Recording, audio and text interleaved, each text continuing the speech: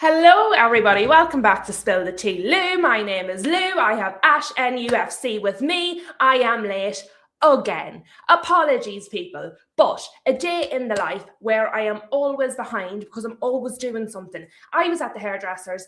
I didn't plan to have food until after the stream. I was like, I'll do the stream, I'll do the hairdresser, I'll go home, I'll do the stream, and then after the stream, I will have something to eat. But my stomach did not like that idea. I was indeed very hungry, so I decided to squidge in a quick bit of food. The amount of time that Ash spends seeing me eat before these streams is incredible. So Ash has been a busy bee, working away, doing proper professional YouTube stuff, doing some research, having a look at what's going on. I have been stuffing my face again. But we're back, Ash. You have not been well.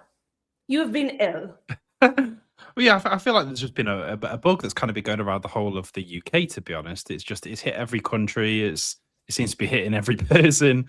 Yeah, well, I don't know if it's probably like a strain of COVID or something.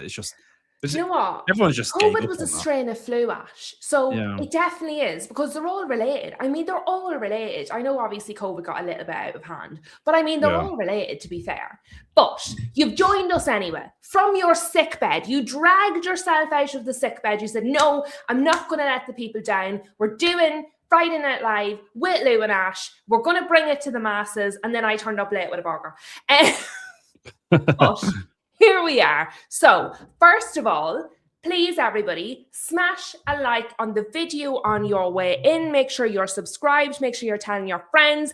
Make sure if you're in a group chat and they're not here, look around. You see all the people from your group chat. If they're not here, let them know it's time. She was late, but she's here. So who have we got? Nathan, straight in here earlier. He's having great old fun about Newcastle.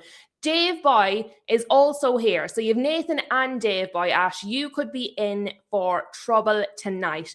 Straight out off the bat, Dave Boy, whoa, Ash, out of hiding from his posh penthouse in Biker, Newcastle, after the big win over Spurs. I will say, when I lived in Newcastle, I most definitely did not live in Biker. I used to live in Annesford. Is Biker an actual posh area? Yes, yeah. Okay. So he thinks they're a little bit well-to-do. Yeah, you'd say there's a few areas like Jesmond and Biker. Like, I mean, it depends on the when you lived in Biker, but yeah. It's, So you're not eating a burger at your desk in them places, is what you're telling me, Ash. Definitely not. Flossie is in the house, of course. She has added Nathan to her list with Dave Boy, so he is in trouble.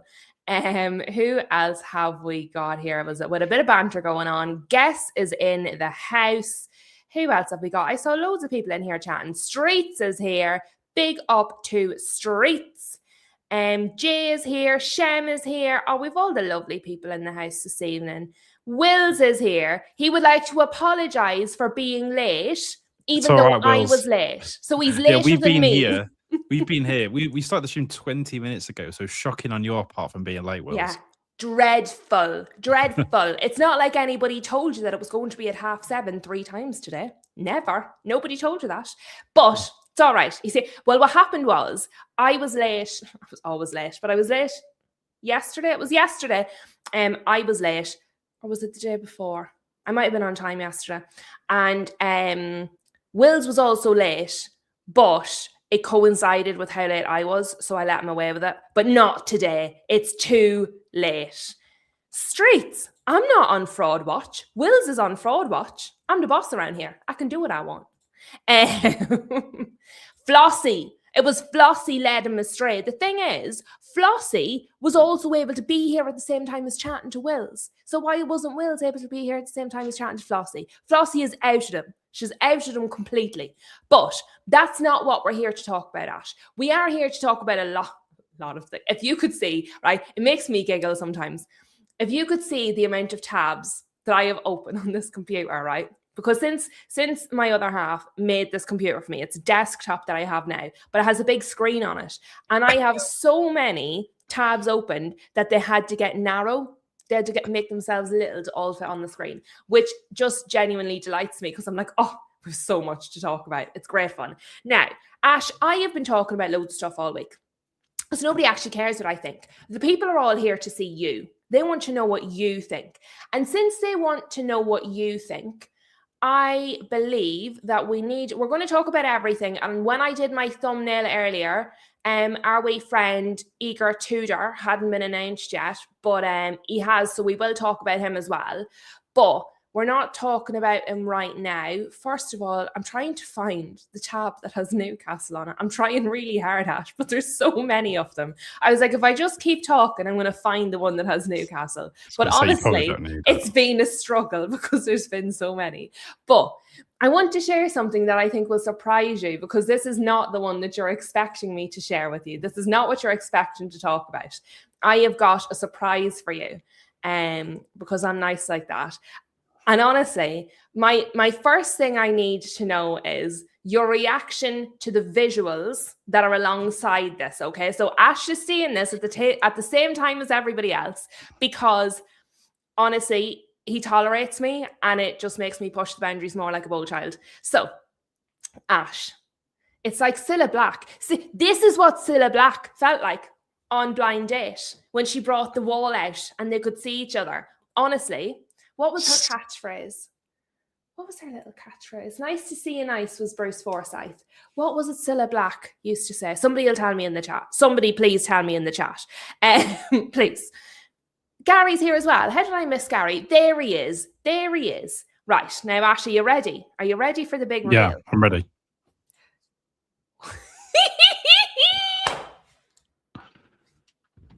Who allowed him to show anyone this picture? Look at the wall. Look at the. Is the wall fabric? I don't know. I can't. I mean, to be honest, right? So Newcastle did the 96 Adidas drop, where if you look at Voltamada, he's got a Walkman in it. And I am not even joking. This man was born in the wrong era. I think he should have been born in like the 50s or 60s. Like if you look it up, like, and look at the picture of him with a Walkman in, and obviously they've like videoed it on like a VHS and everything, so it's in a proper old school like style. Yeah. And like, bro, this guy's just born in the wrong era. But yeah. Right. Well, first of all, I've had confirmation from Jay that Cilla Black used to say, "All right, Duck." I thought that was them ones out with Coronation Street, though. The wee old couple that lived a few doors down from the shop. Tyrone's mom and dad. Anyway, every single Yorkshire person says, "All right, Duck." Well, maybe that was it then. But no, I think I should another catchphrase on the show. But anyway, this picture looks like it was taken before he was born. Yeah, I know. I don't understand. Why did they do this to him? Now, bless him, his little jumper looks quite nice under his body warmer that's too short for him and is completely the wrong colour. But genuinely, I don't It looks like he's wearing chinos as well. I've not seen chinos since like 2008. Ash, I don't understand who approved this picture. This little jumper is quite cute. I like the colour of it. But this whole thing was the drawstrings are nearly longer than the bloody jumper. Ash. But the thing it's interesting. It's definitely out there. It's something that you would see on like an Urban Outfitters like website. It's a bit niche and indie. I don't mind it. Indie. It is a little bit indie. You're right. Yeah, but Ash, there's an actual story with this, so it's not just the story itself. I think is very interesting, which I'm going to read now. But the picture doesn't match the story. I don't understand who approved this. And if you're the person that approved this and you need help, reach out. I'm not going to lie. Look at his face. He looks so terrified. I mean, he's pretty. I'm not surprised if you've seen what he's wearing. To be fair, his trousers, if he is wearing chinos, it might be cutting blood flow off to him. So he might actually be fuming. To be fair, the picture doesn't go any further down, so I can't see. But they're like... No. Brown. They're a shade of brown the trousers shouldn't be, to be fair. But, bless him, honestly, whoever did this doesn't like him, okay? But I feel like we should probably talk about the football part of this post now. I just couldn't get over it. This was posted by Magpie Media, which seems like they've got 20,000 followers. No, And no, they yeah. clearly No, like no. Newcastle. They do. They post a lot. Sometimes they don't post accurate stuff, but This is what they've done to poor seen a Nick. lot of their posts. Oh, there you go. It's from British GQ. So British GQ did this to him. Disgraceful. Is that like a designer thing or something? British GQ, it's like them. Yeah, it's a men's fashion style. Yeah, it's like a men's magazine. Like you would see the likes of David Beckham. Oh yeah. know I what I think mean? I've seen like a New York GQ thing. I mean, they've got like a YouTube actually. I think where they like interview people, like famous people. Well, they had the likes of David Beckham back when he was like fashion people. But anyway, there's an actual story. So, some beautiful quotes from NUFC striker Nick Voltemada on his own goal against Sunderland. Now, I feel this is important because we have talked about his drop-off in form last week, and he's not having a particularly good time, and we wondered, did it coincide with that headed goal that looked like it was on purpose but was actually an own goal? So what he has said about this, it was a bad feeling. I'd never scored an own goal before, which has already broke my heart.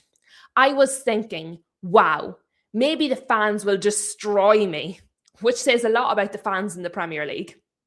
But when I came into the dressing room, I looked at my phone and saw only good messages, which helped me a lot. So number one confirms the first thing they all do in the dressing room is look at their phones.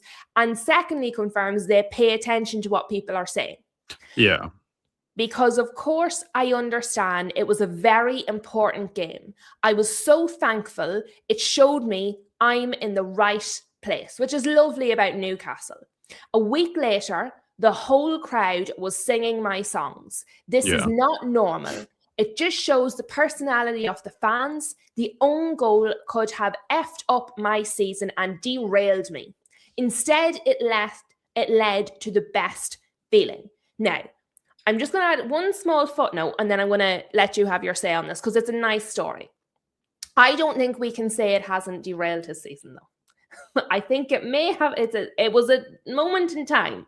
But I think overall, I actually think it's a really lovely story and we don't get enough of them in football. And when I saw it, I thought, you know what? That is definitely something that we need to talk about. So tell me what you think, Ash. Well, I did mention this before. Obviously, more or less this exact thing. Obviously, I didn't know that he saw the stuff about he checked his phone. But I like I said, I knew he got brought on. He didn't start the next game that we played at home, but he came on at like the 70th minute or something. And I remember speaking on like match analysis and stuff, and say like people were singing his name and everything, and singing his chant. I think it's a very good thing, and there's a reason why we were doing that. It's because he was in unbelievable form, and he was a great striker. And at the end of the day, when we all saw what he did, we all could see the pain on his face. The last thing that he would ever want is to do that intentionally. Of course, and stuff like that can have a massive impact on the striker, especially with being a huge derby like what it is. It's nice that he opened his phone and saw all the nice messages because, I think the fan base was all in the same boat. I think people don't realise a lot of Newcastle fans is actually a pretty positive fan base. You get the occasional outspoken ones, but we've had to put up with a lot of shit through years, so we can understand the pain he went through. And like I said, I think his season kind of being a bit derailed, like what you're saying. Like I know he said that he thought it would do it, and it might have done, but I don't think it's because of that. I think that's because, like I said, Wissers kind of came in, and also the whole picture should have just cut off at his waist. The going down even further has not helped. Those shoes, those shoes, I'm not too sure what's going on there. They're a bit shiny at the front. Ash, this isn't. I'm taking everything you say so seriously, okay? This is not even the worst outfit they put him in. Okay. You know what? If he sat like at a right angle on the floor, the bottom half would blend in with the floor, and the top half would blend in with the wall. You wouldn't be able to see him. Ash. That, I mean, Ash. I hope he's getting paid a lot for this. You would want to be. You would want to be. What is this? I Oh will my say, goodness. I will say, I've not seen him smile at anything. He's normally a pretty smiley person. So I mean, if the own goal I like the didn't jacket. derail his season, this might. Honestly, Honestly. I like the jacket, but the bottom, some interesting pajamas with. Okay. With work boots, with heels, Ash, they did him dirty. They did him so dirty. Less said the better on this. I'm not gonna lie. No, this is tough, but hopefully this also doesn't derail his season because bless him, the quotes were lovely, but this is incredibly bad. I actually feel terrible for everybody. Wow. Everybody is absolutely just loving his outfits. Everybody's jealous. Everybody is thinking, why don't we have that? He does look a little bit like James Acaster, actually. He does look a little bit like him. You're right. That's true. But yeah. But look, I don't think the header on its own completely derailed the season.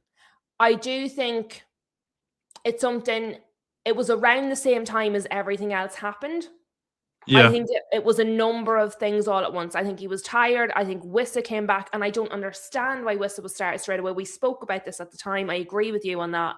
And these outfits honestly feel like a punishment. I feel like they were trying to punish him.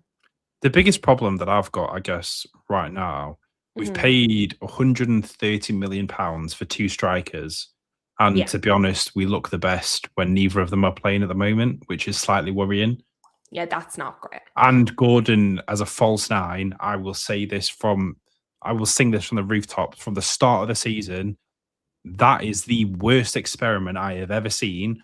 This man cannot be a false nine, but somehow that system is better than having either Wissa or Voltamada up front right now, which is slightly worrying me. I think there needs to be something. That's why I was screaming out that we needed some reinforcements in that attacking midfielder in January. I think it really needed to help Voltamada, but hopefully Alanga's looking better. Ramsey's looking absolutely amazing week in, week out. I keep on saying this, and every week he's getting better. Like he got the goal in the Tottenham game, which I'm sure we'll go and get into something. That's where we're going next. Now that you've mentioned, I was just waiting for you. I was just waiting for it to naturally, and wha-bam. I was ready, Ash.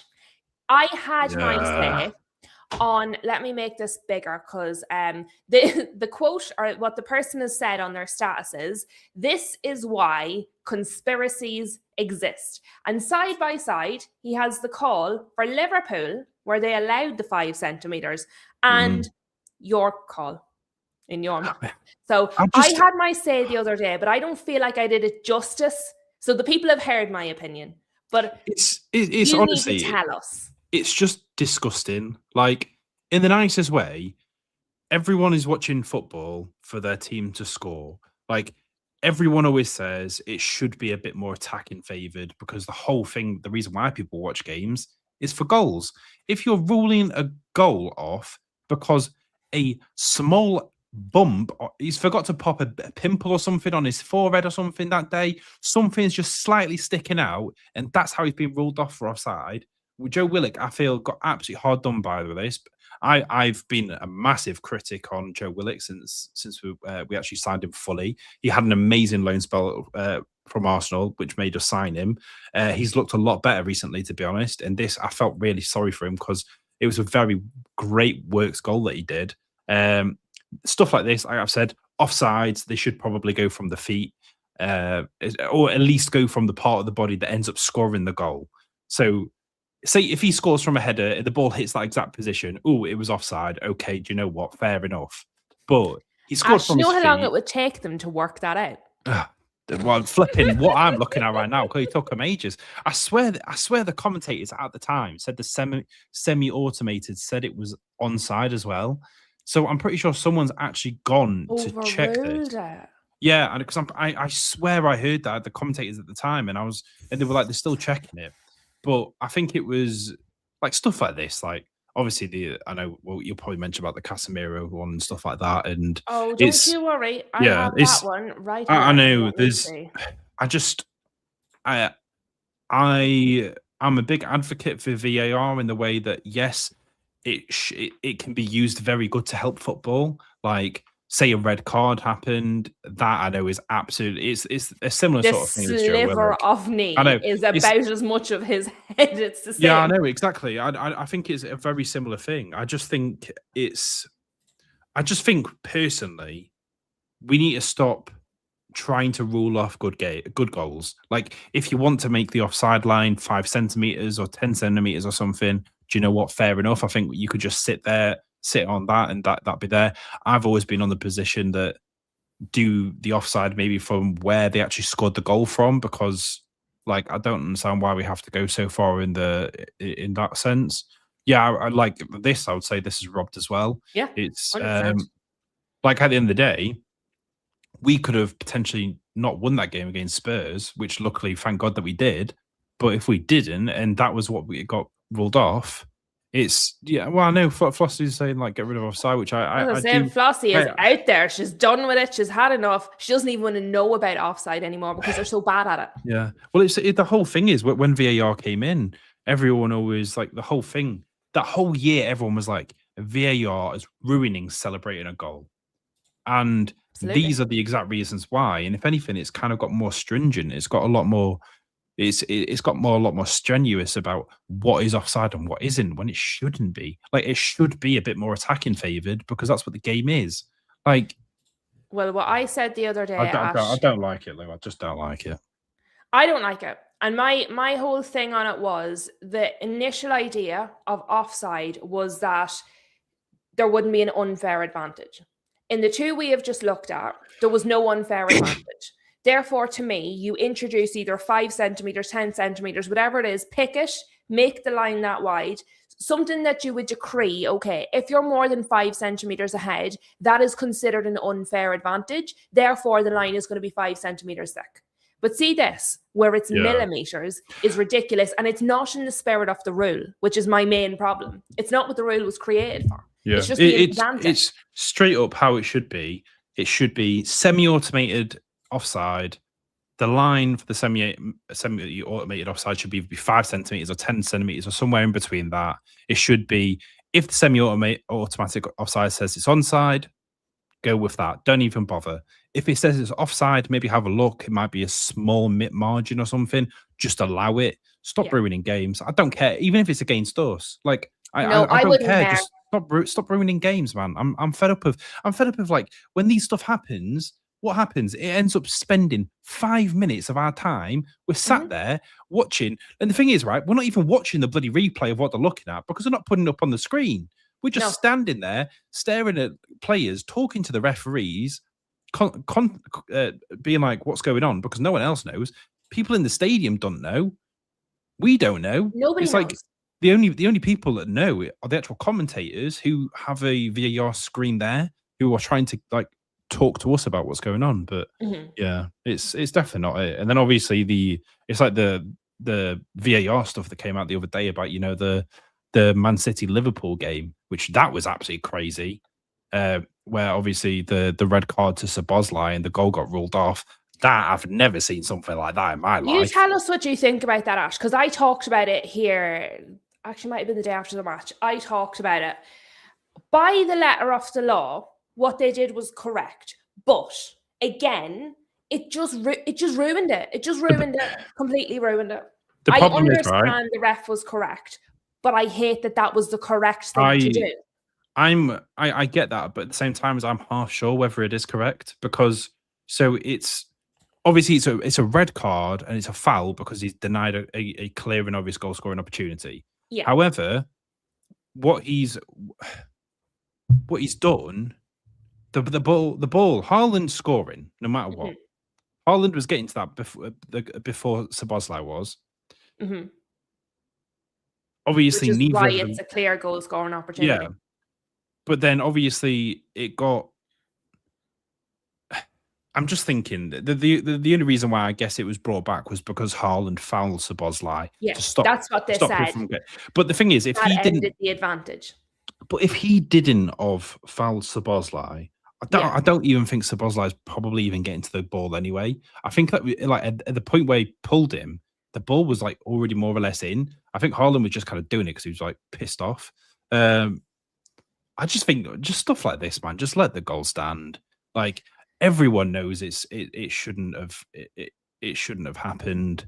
It's like at the end of the day, it comes down to what happens at the end of the season. Now, if Arsenal wins and Man City lose by 1 goal, that could happen. I hate the decision. I really hate the decision, but it was the correct decision. So my problem isn't the decision as such. My problem was that that's the correct decision. If we know, okay, what the referee did by the letter of the law was correct, and we don't like it, then okay, we need to update the rule. The same way as what we're saying about offside. Yeah. Those offsides we're after been looking at, technically, by rights, the letter of the law, they're offside. Those are correct decisions. But we like the decision. Therefore, what we need to update is the rule. I agree. Those decisions is that's true. I was listening to the Rest is Football where Gary Lineker said a similar sort of thing, that especially like me and Gary. Obviously, because he mentioned like you know it's what's happening isn't right when both teams are complaining about the decision, like, and I think that is very true when Liverpool and Man City are both complaining about what's going on. I think maybe just stop. When everybody's raging. But I can see here, Wills is saying, and by the way, thank you, Flossie. This was what I was thinking of. It's a Laura laughs. We're going to have a Laura laugh. She used to say that when she was getting wicked, and she was, she was, because she was excited because she knew all the information. She's like, we're going to have a Laura laughs. That's how I feel when I'm always setting up my tabs for you to come on. I'm like, we're going to have a Laura laughs. Ash doesn't know it yet, but we are. So thank you. That was the one I was looking for. I tell you what, I was not laughing when that bloody goal got ruled off. I was not laughing at that at all. Definitely not. Wills is saying here, I think we need ice hockey cameras, ones that keep with the ball and stay perpendicular to the sidelines. I love ice hockey. All the rules. I've always thought that stuff as well, because at the end of the day, you've got that with like even like racing with like dogs and stuff like that. They've got cameras that go up and down. I've always thought that. I don't really understand why. And not to mention, this super technology, we're actually technologically so behind. I know it's like a lot of the stuff. Like, I don't know if you've seen like at the top of their shirts. There's normally like a bit that kind of like a pouch here at the top. It normally has like stuff that tracks like their running or stuff like that. Like, you can put other things in there that tracks different things. Yeah. Like, we live in we're 2026, man. We need to have a bit better. We need to get it together. Yeah, we need to sort it out. Ash, speaking of crazy things, did we talk about the comments that Rodri made about the referees picking on them? Right. So I had my say on this. He basically, you've heard the quotes, have you, or you've seen them? Yeah, I have. About corruption, basically. Yeah. So for anyone in the audience, I'm sure everybody has seen it, but just in case there's anyone here who hasn't seen it, he basically came out and said the decisions weren't being given to City because people didn't want City to win, and the referees have to be fair. It can't just be based on whether they want City to win or not. Nathan's a big fan, Ash. Big fan. But when that happened, I was like, you can't say that. Even if you completely agree and think what he said is factually correct, even if, let's just say we agree with him, imagine, you cannot as a player come out and say the body that officiates for the Premier League is corrupt and picking on you. You cannot say that. I thought he was going to get punished, like straight away. I was like, clearly they can't allow that. If a manager said that, they'd be in trouble. If a club said that, if anybody says that, if we say anything about the PGMOL on here, they can send us a letter. Do you know what I mean? So I was like, he just absolutely can't be saying that. And then nothing was happening, and nothing, and nothing, and nothing. And I was like, surely not. Surely, actually, something's going to happen here. They can't just not do anything. And then today. Yeah. Like ages later, it's like nearly 2 weeks ago now. Rodri, so obviously this is Sky Sports. Rodri has been charged by the FA with misconduct in relation to comments made towards match officials after Man City's 2-2 draw against Spurs. We're going to be talking about Spurs a lot tonight. They're in a lot of our stories. They're in your story about the offside. They're in this story about Rodri getting disciplined. They're in a lot of the stories. But he should have been sent off in this match. So he shouldn't have been saying anything. Of all the people to complain, it shouldn't have been him. He also, to me, shouldn't have said what he said. I'm not surprised he's been disciplined. I think it's correct. But give us your take, start to finish, on the whole thing. Let us know. Any footballer shouldn't be coming out and saying that their team is getting done by corruption. I think if you look at every single Premier League team, every single team has got decisions go against them 100%. So to say one team's being more unfairly treated than others is a pile of bollocks. So I think stuff like this needs to be charged, because people shouldn't be allowed to say this, especially when they're like, say, a captain or play for their team or anything like that. And someone who plays for Man City is probably in the worst position of anyone to be talking about stuff like that when you've got a 115 charges plus like another 15 or something that have been added since then. Yeah, I think it's over 130 now. Yeah, it's like they're really not in a position to be talking about stuff like that. Evidently, I don't think they're being mistreated unfairly at all. Like, if anything, like, you hear Liverpool, Arsenal, like, there's so many other teams. Oh, sure, we've been paying the refs for 30 years, apparently. I mean, United and refs, don't even talk to me about refs, and they'll hate us. They hate us as much as all the rival fans, and they're still getting it in the neck. And this bucko wants to complain that the refs are picking on them. Are you having a laugh? So don't get me started. Ash, I had the rantiest rant. The people in the chat, I can't all the days blend into one now. I don't know what day is which. It might have been 2 days ago. Oh, I was having I was a bit cranky. I had a bit of a rant. I mean, it's understandable, because I'd be getting very pissed off of VAR, especially this season. Like, it's really done my head in, like, with so many decisions. So yeah, I don't think they're in a position to be commenting on stuff like this. I don't think anyone is, unless if somehow your team has not had a single VAR go your way and everything's been completely against you, then maybe I can understand. But even then, you shouldn't be not coming out as a player. It should be something for the higher ups to do a formal complaint in some sort of way. That's it. Do it officially. But not like this. Not like this. Like, you deserve a ban. You deserve to be reprimanded. Like, get docked wages. Like, these guys get paid for tens of millions. That was my next question. What punishment? So they said he is going to, where's my tab? He's been charged with misconduct, but it doesn't say what's going to happen to him. So I would imagine it would be a few game ban. That's what I thought. I thought maybe 3-game ban. Yeah. It would be similar to him getting a red card or something, which, funny enough, he seems to be getting them all the time. Yeah, exactly. Wills has said, Rodri, the one that got away with everything for years, laughed at Arsenal for talking about the refs, plays for the biggest cheaters, so hypocritical, he should lose his Ballon d'Or. So Wills is straight in. Does anyone like Rodri? Honestly. And you know what it is? Obviously, he was out injured for quite a long period last season. See from he's come back this season, I just don't think he's at it. He's not. No, he's not looked. He's not looked the same player at all. 100%. And do you think part of that is kind of how he ends up saying stupid stuff like this? It's the frustration showing itself, and then he's just saying absolutely stupid stuff. I swear to God, see between him, even Romero hasn't said something this mental. And I mean, he's crazy. Yeah. Yeah, I think he's pretty stupid from this. I mean, of course, I think probably some of it does rely on the fact that he's now 29 years old. He's not kicked on like what he was since he's had the injury. Yeah. I know everyone throughout the whole of the season, everyone was like, wait until Rodri comes back, because he's going to be the person that kicks us on to make Man City win the titles and stuff like that. Hasn't happened. He's looked like a shadow of himself. Granted, he still looks better than maybe, let's say, Nico Gonzalez or something like that, or whoever else that they might put in that sort of role. But yeah, he's looked like a shadow of himself. I actually think he's made them worse at some points, to be quite honest with you. I think he's made them worse. But Ash, speaking of mad things to say in public, did you see, now a lot of the people in the chat will have seen this, but I want to get your reaction for this, okay?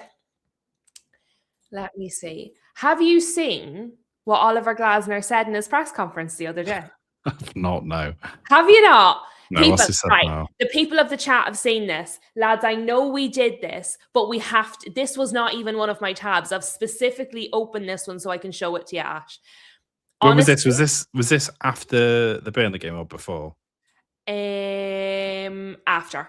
Literally the one after. Now brace yourself because it's a madness. It is a madness, okay? But we're going to be talking about all the managers now. So I can't actually...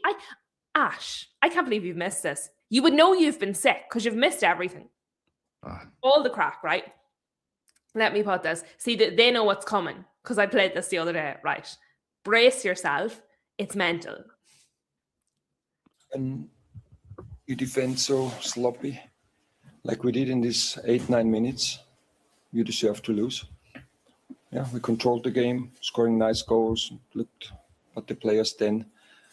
Forgot about the basics, about the duels, second balls, defending. It felt like Sunday afternoon in the garden with my kids. Yeah, I don't tackle them, because I don't want anything. But we don't get a consistent performance, in every phase. If you throw away the game like we did in these 8-9 minutes, you don't deserve to win, and that's why we have to accept it. But honestly, it's very tough today. Jesus Christ. If my manager spoke to my players like that, I would be fuming. Like, I'm sorry, but there's no way that the players are like... I know, at the end of the day, everyone knows he wants out anyway, but Ash, my theory terrible. is he's determined to get a payout. He sees everyone else getting sacked, and he's like, give me the money, just sack me. Because if he gets to the summer, he doesn't get a payout. So I reckon that's what it is, but this is mental. That is really bad. That's really bad. Like, that's so disrespectful to his players. Like, it's crazy. It's mental. Bear in mind, one of the players that obviously they just got was Strand Larson, who scored 2 goals in that game. His first home game as well. Did you see, Ash, right? We've gone way off track, okay? But did you see the official Crystal Palace account tweets for that? Right, let's go. You're in for a treat now. This is not part of the show, people, but, well, it is now. It wasn't supposed to be. But here we are. Where did it go? Have they deleted them buggeroos? Right, let's see. It's just like typing. Never mind. Sub. I don't care. Yeah, right. Hold on. So they've put Jørgen Strand Larsen, you beauty. He's Scandinavian. This Strand Larsen fella is decent. Goal, Burnley got one back. Goal, Burnley equalise. Goal, Burnley lead. That's a bit of a stinker, isn't it? Imagine the admin, the rage when you just look at it. Like, just look at it. That's honestly, crazy. This made me giggle. This really made me giggle. I can't lie. I've seen similar stuff from Newcastle, so I'm not. I understand it. We've had this, but that's why I think it's okay to laugh. We've all been through this, but this is a disaster. Oh no! Sorry. So, do you know the little purple crowns you get for the people that chat the most? Yeah. So, Wills is raging because somebody's been chatting more waffle than him. Let's have a look. Who are the top 3 in the chat? Nathan is number 1. Dave Boy is number 2. And Wills, I'm sorry to tell you, it was that Flossie one stole your number 3. I do wonder how that stuff gets worked out sometimes. Oh, I haven't a clue. Not a clue. I don't know how it works at all. I know if you're monetized and you put in a super chat, if you pay for stuff, basically you get loads of points. But obviously I don't have that on my channel. I literally only have a normal chat. So my thinking is it doesn't make sense. Has to be based on interaction. Well, Wills is going to have it out with Flossie now. So we'll see who comes the better on that one. I think maybe Flossie liked the stream and you haven't. Maybe that might be the difference. Maybe that's it. Maybe it's the like button. Maybe she's sharing it. Maybe she's telling people what's going on. I don't know. But that's made me laugh. Sorry, totally distracted me. But this poor Crystal Palace admin has just they've had a bit of a howl. They've had a bit of a mare there. It's killed them. It's killed them. But let me see. What else did we have? There's literally so much to talk about. 108,000 posts. Who? Crystal Palace. Well, I mean, they've been around a little while. But there's 1, 2, 3, 4. There's 4 posts in about 3 minutes. Do you know what I mean? They don't be too long building up. I love when I'll post so I do on match day. But Ash, what will we talk about next? Do you know what? Since we're on Crystal Palace, let's talk about this one. So I've literally so many. I'm trying to do them in some sort of sensible order because there's just so many things. But Crystal Palace, previously, according to X, because obviously everything on X is true, had been linked to Frank Lampard. That was their previous link. So they've stepped up in the world and are now linked to Michael Carrick if Manchester United decide not to keep him in the summer. But there's about 3 other clubs also interested. Michael Carrick is causing quite a stir, to be honest. There's Crystal Palace and 3 other clubs are looking at them. But so they're looking at him as a potential replacement for Oliver Glasner, who will leave Selhurst Park at the end of 25-26 season. And I do wonder if not necessarily they're holding out for Carrick, but are they holding out, first of all, if they sack him, financially it costs them and they don't have a lot of money. But secondly, there are going to be, like Michael Carrick is absolutely not available right now. He's definitely not. So if he's their number 1 target, who would they get between now and the summer to then get him? They're better off just keeping... Although if he keeps saying stuff like that, maybe they're not. They might be better with no manager. But I mean, are they holding out? So we thought maybe Spurs were going to try and hold out till the summer. They obviously haven't, and we're going to speak about that. But Liverpool appear to be trying to hold out for the summer with Slot because there'll be better manager options available in the summer. Is it a case, not only financially it's better, but in terms of just upheaval, is it better for Crystal Palace to wait till the summer? But then I argue with myself, well, they didn't worry about selling their main players days before matches in the middle of the season.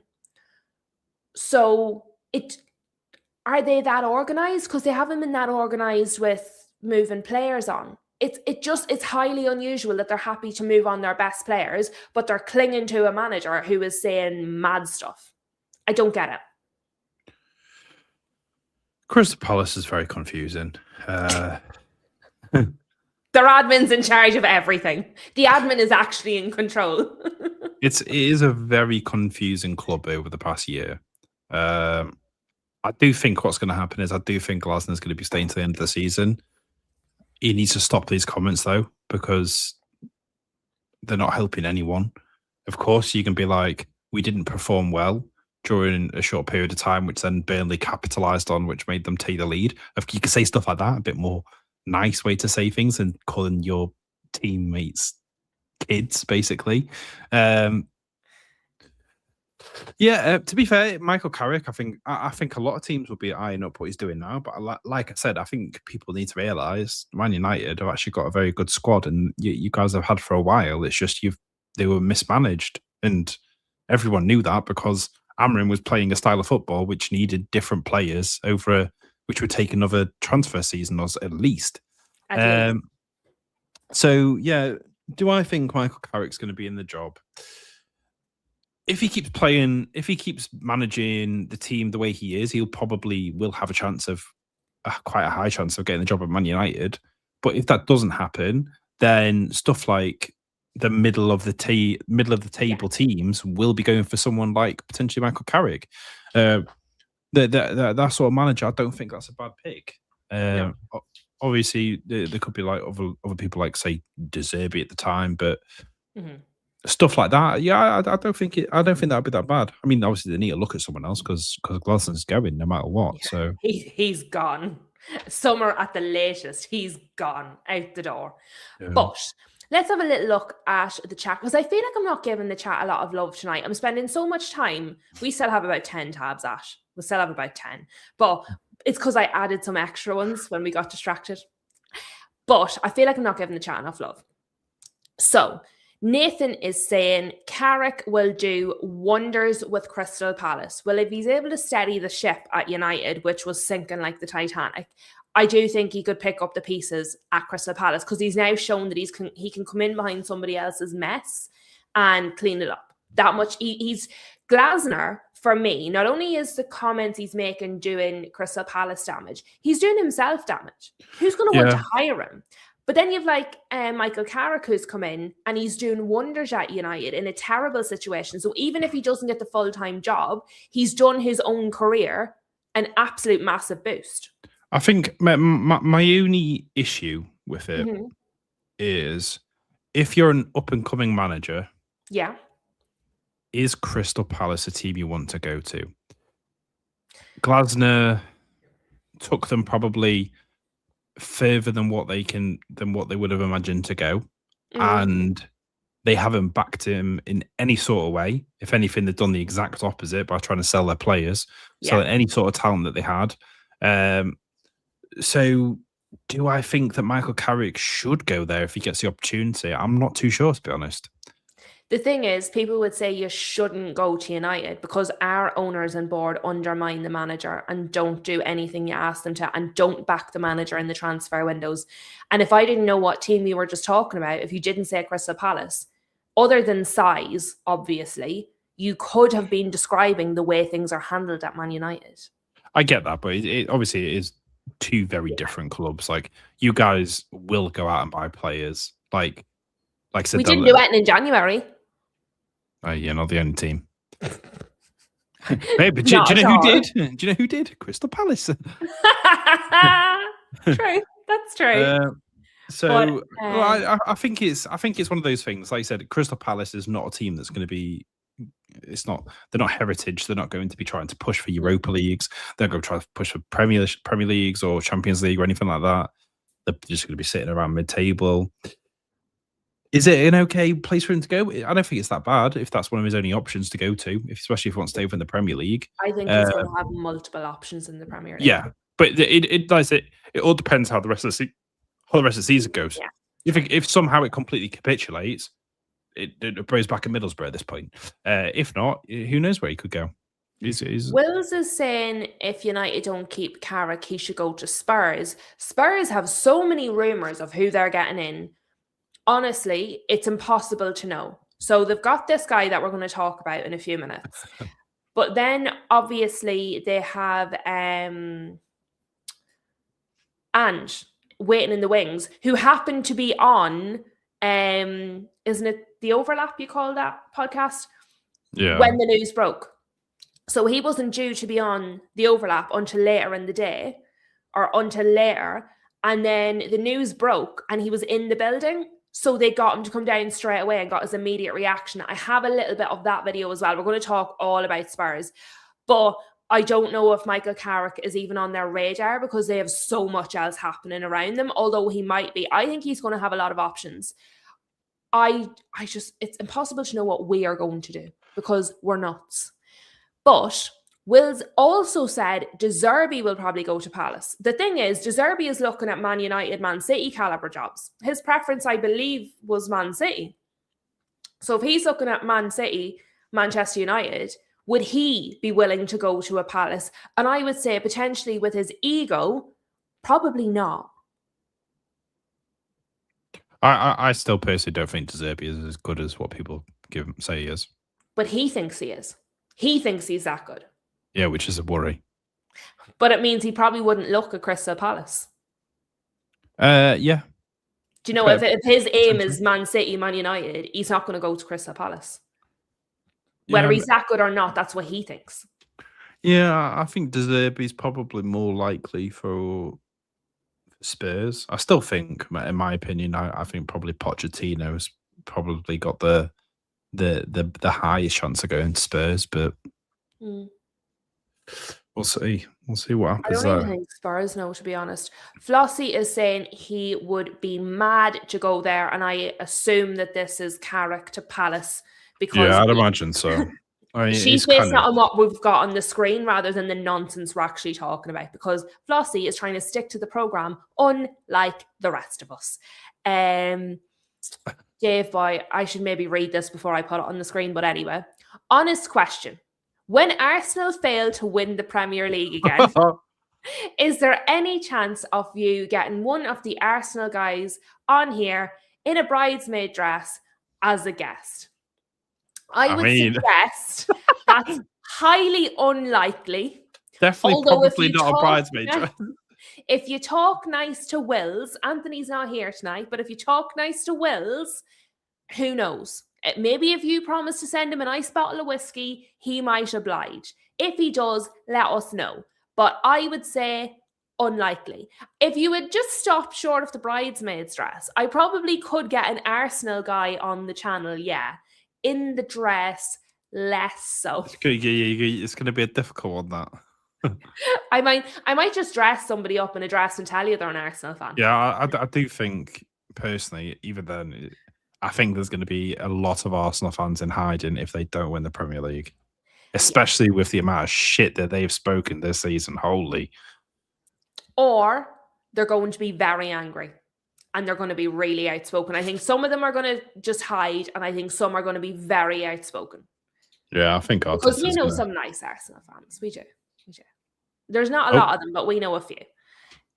Jay says, I hope our owners keep Carrick and don't mess up.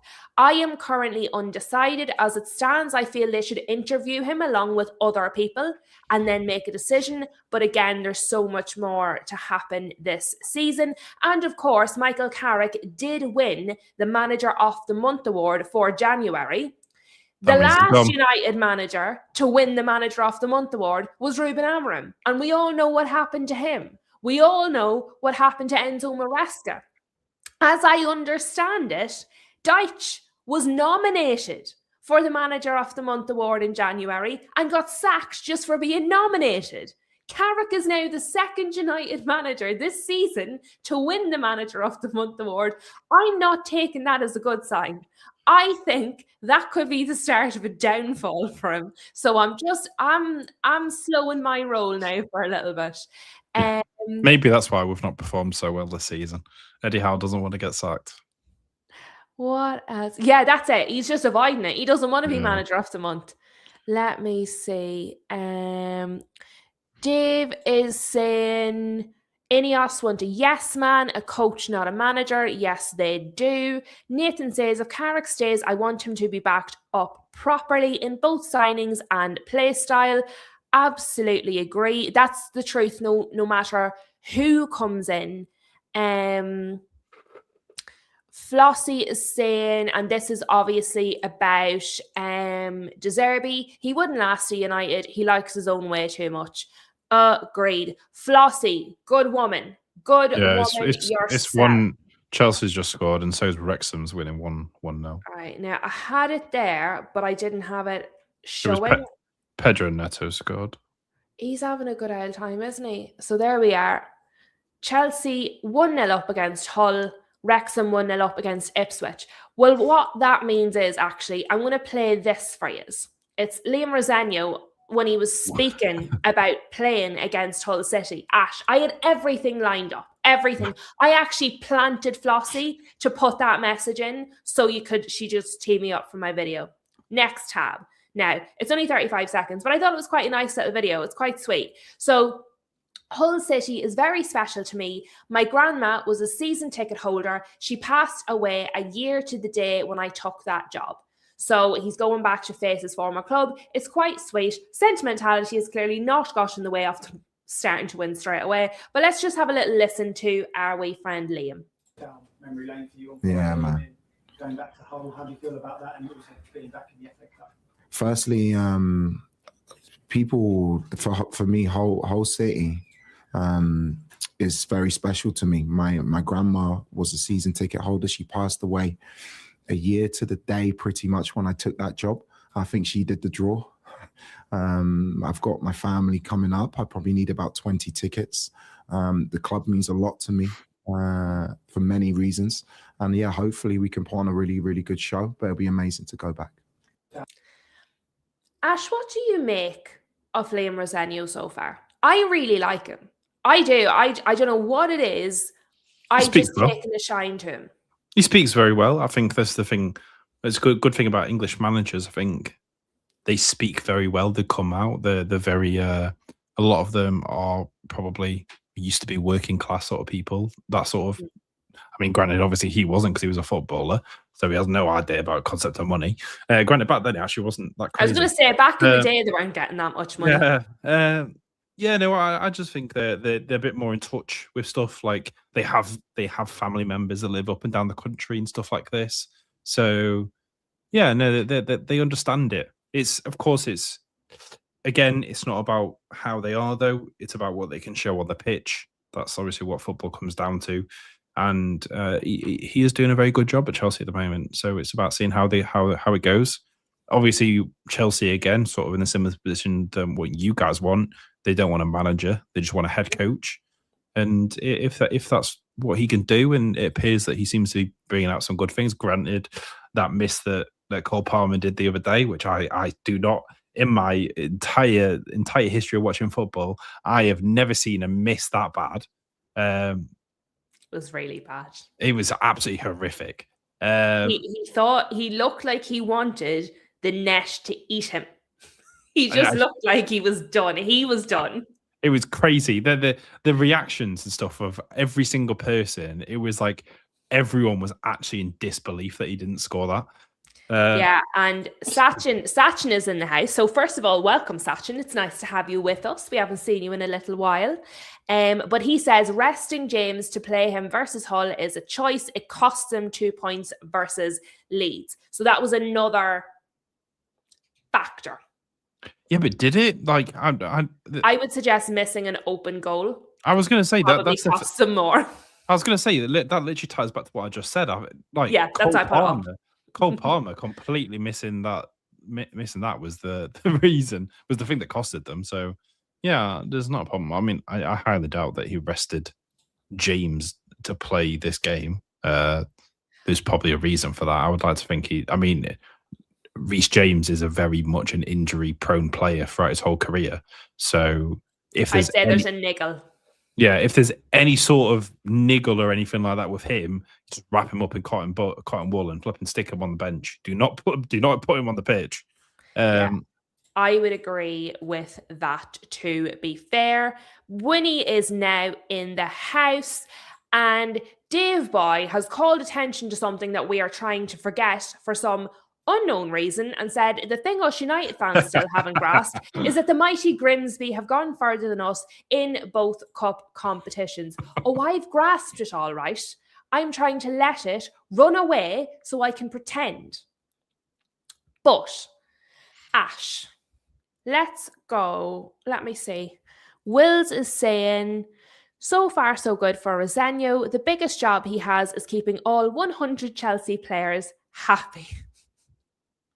Fair. Right. Let's go to the next one. Yes. So Ash. Marinakis. Oh. Honestly, I think it's wonderful. I think it's cinema. We came to the consensus yesterday with the chat that he's just a passionate man, and that really if we were all club owners, we might do the same thing. And it's not a big deal that they're breaking the record by going for a fourth manager in a single season, Lou, because we understand that he's just feeling a little bit emotional. Lou, do you know what I've just realised? What have you just realised?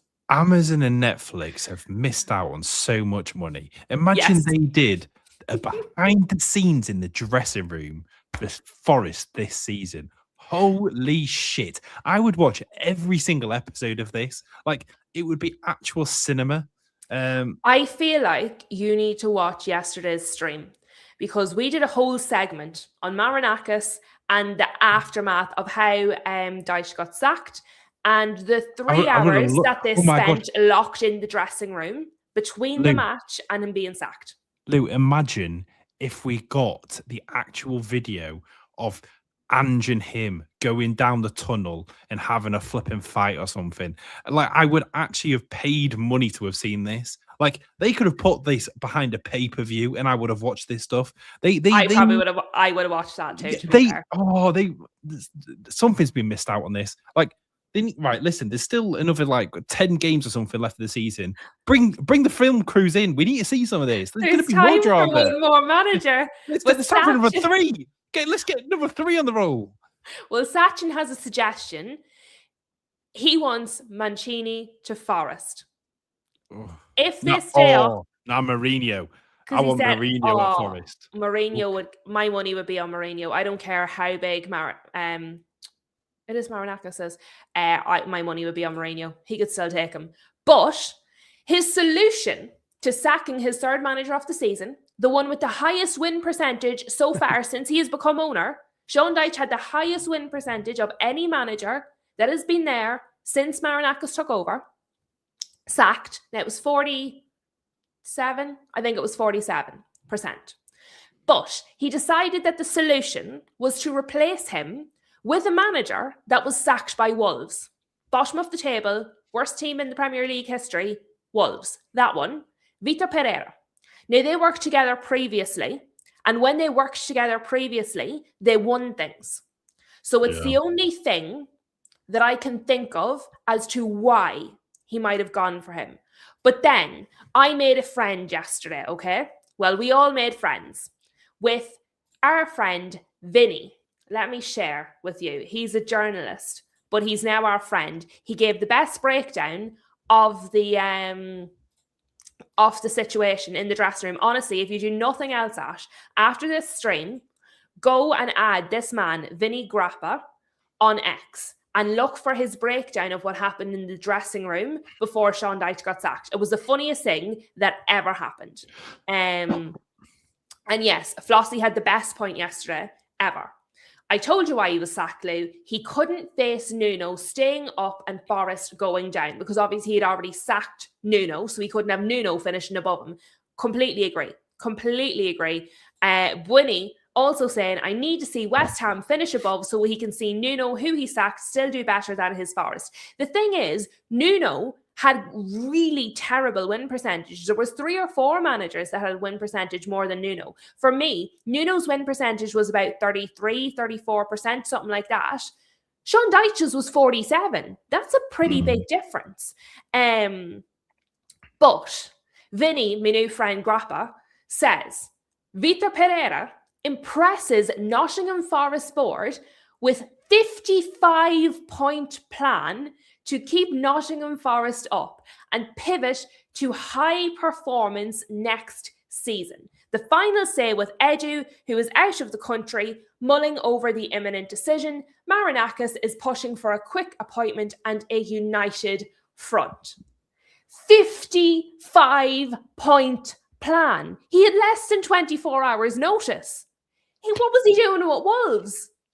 Where's the 55 ideas come from, Ash? I don't understand it. I will say, yes, I am not too sure about this. So his average term as a coach, so for any team, is 1.1 years. So basically, after a year, he gets sacked. He's not been in a job long enough to put this 55-point plan into use. So maybe he's had this from the start and he's just waiting for one team to actually let him be in there for long enough so he can actually implement it. Maybe that's all it's been. It's an absolute massive 55-point plan. It's just not been around long enough to actually implement it. So yeah, maybe that's I wonder if that's that's a good shout, Ash, actually. Maybe that's what got him hired. The last time he was with Marinakis, he showed him the exact same thing, but it was 54 points. So he's added one since then. He's added one. Yeah. So. Oh, dear. But the thing is, the fact that he's worked with Marinakis before and has now agreed to work for him again, he knows what he's walking into. This man knows exactly what he's walking into. The thing is as well, Marinakis likes him enough to rehire him. which is also crazy because I don't think Marinakis likes any of his coaches so far. So that's a bit odd. Yeah, I mean, But I mean, I'm presuming it was at Olympiacos 10 years ago. yeah, He was there for basically half a season. So he took over in January, and then I'm presuming it was just an interim time. He got an average of 2.22 points per match, which is very good. But at the end that's of the day, quite good, isn't it? but yeah, it's very good. But then again, it's obviously in the Greek league, so Olympiacos basically just dominates that most of the time. So it's like the same as obviously like you go to PSG, you're expected to have that high. Yeah, I mean, at the end of the day, he obviously likes him. We'll see how it goes. It'll be interesting. I don't imagine it's going to be anything good, if I'm being honest. I think it would have been better at keeping Sean Dyche or something. Yeah, well, considering Sean Dyche's win percentage, I agree with you. But yeah, he's very good at keeping teams up. 55-point plan That's crazy, really did me in when I read it. Genuinely, Ash, you have got to go and check out this guy's tweets. We were reading them yesterday. They're so dramatic. They're absolutely hysterical. I can't believe I love it. Ends every single one of his tweets. VG, period. It's like VB, Victoria Beckham. And have you seen like he's even replied to that comment below? Chain of pal, command pal, VG. VG. Yeah. Let's see. Thanks, pal. VG. VG.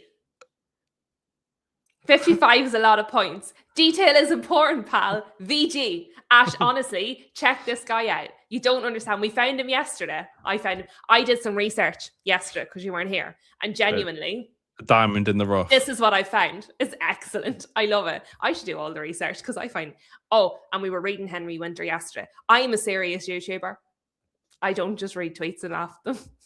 But the chat is also serious because they reckon... Where's our Vinny? Vinny Grappa. This sounds like a wrestler, like a grappler. It's an unfortunate. Maybe I should call him Vincenzo. Maybe I should just call him VG, our friend VG. That's it. He's a friend of the channel now. He doesn't know, but we're going to call him VG now. We're friends. Sasha's saying the dude is not used to X. Fair enough. Ash, genuinely do yourself a favor. Check out the tweets. He was told he had to stop tweeting by Nottingham Forest's legal team. And he told us, he tweeted to say, the legal team have asked me to stop tweeting. And then he didn't put up a tweet for 3 hours. Genuinely, it was hysterical. Go and check it out. But where have I gone? Right. So let's go to Ange, because I don't know if this show has been in any sort of order whatsoever. I'm doing my best, guys, but I'm just picking the stories I like the best, and then I'm narrowing them down to what's left. I loved Brooklyn Nine-Nine. Yours sincerely, Raymond Holt. Oh, it was a good show. Good show. Dave Boy is saying Forest's owner has took them from near the bottom of the championship. They were fighting to get out of relegation down there to Europe. So he's obviously done something right. And we talked about that yesterday. That's why the fans are still on side. Even what he's doing is a bit crazy. He's earned it. He's earned it, basically. Winnie is saying he hasn't got enough followers to be signing off with his initials. The arrogance. I just think Victoria Beckham signs off everything she posts on social media with VB and an X. So VG, I think he's emulating Victoria Beckham. Is what I think. And who can blame him? But this has been shared. Oh, it's the stick to football. What was I calling it? The overlap. No, this is the stick to football one. It was pretty close. But as I said, because I watched a big clip of it, and I don't know if this bit shows it. I've clicked on so many clips. I don't know if this is going to show it, so maybe it will. But basically, he was already in the building. They were going to be speaking to him later on, but then the news broke, and they're like, "Is he here? Is he here already? Will he come in?" And so he comes into the room, and they're like, "What timing?" So some of the highlights are Tottenham are not a big club. True. Which obviously is what he should be saying if he wants the job back, obviously. We signed Dominic Solanke and 3 teenagers. I was looking at Pedro Neto, Mbumo, Semenyo and Guehi. And on his time at Spurs and trying to sign big players. I'm going to play a small part of this because it's 1:52 and I don't want to bore everybody to death because obviously I don't do that when I talk. But we'll play a little bit and then we'll have a chat about it. And just to confirm, we have hit half-time in the FA Cup games. So Chelsea is still 1-0 up against Hull and Wrexham are still 1-0 up against Ipswich. So those scores haven't changed and we are officially in half-time. But let's play the clip and let me know if you can't hear it. You know, when you walk into Tottenham, what you see everywhere is to dare is to do. It's everywhere. And yet their actions are almost the antithesis of that. Right. It's a real curious in terms of understanding what are they trying to build? You know, what are they? Is it there's obviously they've built an unbelievable stadium, unbelievable training facilities.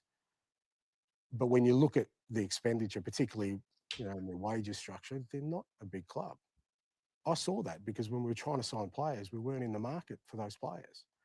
Not a big club in sense of the wages that we pay, because the money, the sort of the transfer fees. They're always thereabouts. Yeah. They're always there or thereabouts. But there's a cap, is there, on wages that won't be broken? Yeah. There's certain players that I mean, at the end of my first year when we finished 5th, for me, okay, how do you go from 5th to really challenging? Well, we had to sign Premier League ready players. But finishing 5th that year didn't get us Champions League. We didn't have the money. So we ended up signing Dom Solanke, who was absolutely, I was really keen on him. I really like him. And 3 teenagers. You know, I was looking at Pedro Neto and Buemo and Semenyo at the time, Mark Gahey, because I said, if we're going to go from 5th to there, that's what the other big clubs would do in that moment. And those 3 teenagers are outstanding young players. Brilliant young, and I think they'll be great players for Tottenham, but they're not going to get you from 5th to 4th and 3rd. But what was coming out from the club was that, no, we're a club that can compete on all fronts. You know, when you walk into Tottenham, what you see...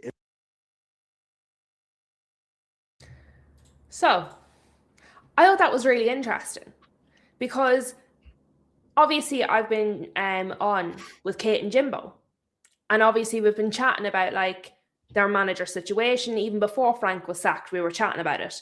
And Kate very much is of the mind is that she would love Ange to come back. A lot of the fans seem to want Ange back. It seems to be something that would really unite them. He seems to be the obvious choice after the international tournament in the window. But surely when he's coming out, saying things like this, speaking like this, he doesn't sound like he wants to come back. No, not really. I mean...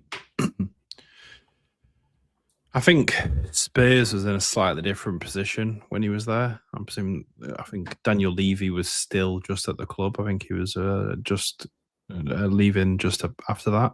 Mm-hmm. Spurs under Levy, I think, is a bit different. Where they are now, I mean, yeah, they're not where they would want to be. Would he want to go there? I feel like a lot of managers right now don't want to go to Spurs because on the off chance they do get relegated.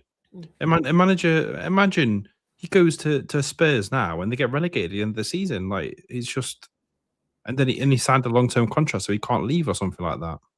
Well, he's managing. I was made aware because I didn't know this, but apparently he is managing in America. He's managing in the World Cup.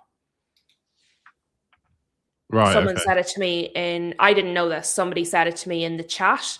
So that's essentially why people think there's an interim coming in now. And then after he is done managing in the World Cup, they'll get him back then, was the theory. But I mean, to me, him saying this, he seems to be just counting himself out. I mean, it seems to be disdain, and not for the fans, but for the way the club is run. Yeah, I mean... To me, he's not talking like somebody who wants to come back. But the theory was they get an interim till after Ange's done in the summer. When he's available, they get him back full time. All the fans seem to want it. It seems to bring a lot of togetherness among the fan base. All the Spurs fans seem to want that. But he doesn't seem to want it. That is, to me, that's just absolutely not the talk of a man who wants to go Yeah. back to Spurs. Yeah, no, it doesn't seem it, to be honest. I would personally would be surprised if he does go back there. Like I said, I don't see he will do, but at the same time, I don't see what other club he would go to that's a top level. I think Spurs is probably right now the highest club he could get into. But yeah, it's going to be an interesting one. Like the plays and stuff that he said, I think's neither here nor there. Like every single club's gone in for them. Every single player that he mentioned, apart from Semenyo, Newcastle have even bidded for themselves. Like going back to the previous season, we bid, I think it was £65 million for Mark Gahey. Like those players are wanted by a lot of them, but would they want to go to Spurs? I think the problem is if they didn't even try. Those players might not have picked Spurs, but I think his issue is that they didn't even try. Yeah. Well, what you're saying is he was looking at them, but they ended up getting Dominic Solanke and 3 teenagers. Yeah. At the end of the day, like I said, the players that he listed, Newcastle are in a better position than what Spurs are right now. Yeah, and you couldn't get them. We couldn't get those players. Yeah. Evidently, Spurs are not then going to get those players either. So no, but I think it's an example of a lack of ambition, and I think kind of what he said there is like their motto is to dare is to dream, or to dare is to do. Yeah. And they didn't. I think his issue isn't that they didn't get them. I think his issue is that they didn't try. They didn't dare to try. I mean, I was quite surprised about his about what he said about the finances and stuff and not being big and stuff, because they most definitely are. Spurs is like an extremely financially well-off club because of the £1 billion stadium that they have. They have so many like artists and DJs and all stuff like that. Like they generate a lot of revenue from what they do outside of football. So that I wouldn't. I think just there, what Sachin is saying on that, they have the money but do not spend it. It seems that the owners want to invest, so I don't know where the disconnect is. So they're happy to invest in the stadium, they're making money, but they're not spending it. Yeah, well, like I said, that was mainly because, like I said, Daniel Levy was still there during his while Poch was there, which everyone knows how difficult it was to deal with anything to do with Spurs because of Daniel Levy. Every single player was up in price; they wouldn't buy, they wouldn't sell. Whereas now it could be different. I'm surprised he isn't as happy as what he is. He's probably a bit annoyed because of how this season and last season has gone for him, that he's just been getting sacked all the time. Yeah, he was another victim. Yeah, he was another victim of the forest. He was. The thing is, I think because they're going through so many managers now, it just literally does nothing to your reputation. It's the same as United. If it doesn't work out, well, they sack everyone anyway. So what? Do you know? It's no big deal. But let's see what the people are saying, because I thought that was a really interesting clip from it. But Dave Boy says, agreed with a lot of what Ange said. I feel the same about us at United, both total businesses run by people whose only thought is making money. So again, back to what he's saying there about the money. Jay has a slightly different take on it. He's right. Spurs are not a big club. So Jay is also a United fan. Chelsea 2-0, by the way. Wowza. There we go. Let me see. And Pedro Neto assisted that one for Hato. Interesting. Yeah, Hato scored. But so that's Pedro Neto involved in both goals, a goal and an assist so far. But Streets is saying Ange was betrayed for sure. Wills is saying, I've always found there to dare is to do very amusing. It's a lovely little phrase. I never knew that was their phrase. I really like it. To dare is to do. I like it a lot. But yeah, it's not what, if you'd asked me whose motto was that, Spurs probably wouldn't have been the first team I thought of, to be fair. Yeah, no. That wouldn't have came to my head. Streets is saying Ange did well to finish 5th. The club knew Son and Kane were leaving and he wasn't backed. But then again, Spurs aren't really attractive, which is back to what you're saying. If they're in for the same players as Newcastle aren't getting them. What chance had Spurs? Streets is also saying Simmons is on 200k a week at 22 years old. I cannot pass judgment on overpaying players with my. I mean, I'm not gonna lie, if he is actually on that for a salary, that is actually fucking crazy. Granted, Xavi Simmons on 200k a week. I mean, that sounds a bit more realistic. I'm not overly against that, to be honest, because of how many teams actually wanted Xavi Simmons. Like, he was a very well looked at player. I just think he went to Spurs when they're in the current form that they're in is probably not the best idea, but he's definitely one for the future. It's mad money, though. Oh, yeah. But Will says, I dare Tottenham to get relegated. Mwahahaha. I'm telling Kate on you. But also, do you think, Ash, they might actually get relegated? Do you think that's a real scenario? I don't think so, but I don't think it's impossible. Yeah, it's like I said, it's not out of the realms of possibility. Do I think it's possible? Of course. But I think they're probably the least likely to of the clubs that are down there. But I think it all depends on who they get in, to be honest. Like, well, they've got this guy. The Tudor guy. Yeah, so that's where we're going next, because you have his the last 8 games. So yeah, I'm gonna pull that up. Right, let me get rid of this. Let me pull up it's a bit of a announcement for this dude. So, and then let me get the message you sent us with his thing, because that's not on my tabs. I didn't prepare it. So this is just David Ornstein. Tottenham Hotspur reached verbal agreement with Igor Tudor to become interim head coach. 47-year-old Croatian set to join Tottenham Hotspur FC on contract to end of season. No permanent option. Arrives with big club experience. Process led by Venkatesham and Lange. And obviously that was reported in The Athletic. And what I need is this. So let's just open this in a new tab so you're not all seeing my WhatsApp. Oh, that's teeny tiny. So this is how I can see it. Let's make that a little bit bigger for you. So this is Igor Tudor's last 8 games. Juventus in all competitions. I'll tell you what, how you said that, it sounded like a make of a car. Igor Tudor. The Tudor Igor. You know what I thought? Hodor. Hold the door. The poor guy's not even in and we're making fun of him. I am not going to lie. I could probably bet 90% of the people saw this announcement and went, who the hell is this guy? Yeah, I did. I was like, never heard of him. Yeah, he's not a great manager. Granted, obviously, like I said, he was at Juventus for a bit, for his last managerial stint. As you can see there, the end of it didn't look too good. 8 games without a win. It doesn't stand Spurs in a good light for the Champions League, which surprised me because they're still in the Champions League. They're in the round of 16. Yeah. And then obviously to stay up to avoid relegation. Obviously, this guy has not had a Premier League relegation battle. So I personally think this is a very, very, very big mistake from the Spurs board.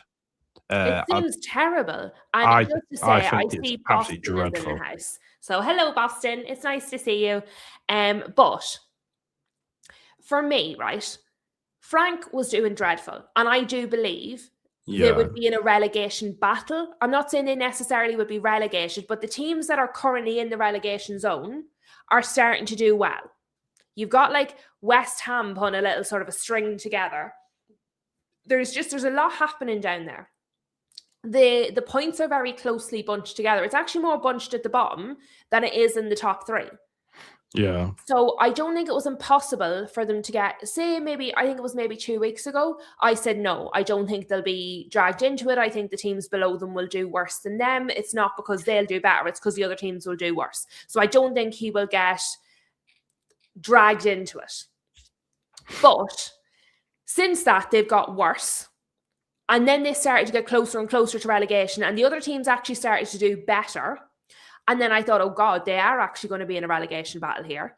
And then obviously that led to Frank being sacked, even though he was doing well in Europe. But the idea is they've sacked Frank because they're worried about relegation, clearly, because we can all see it.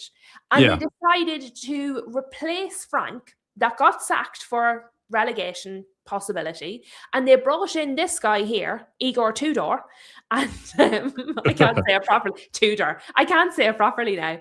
But they brought him in, and look at his record at Juventus.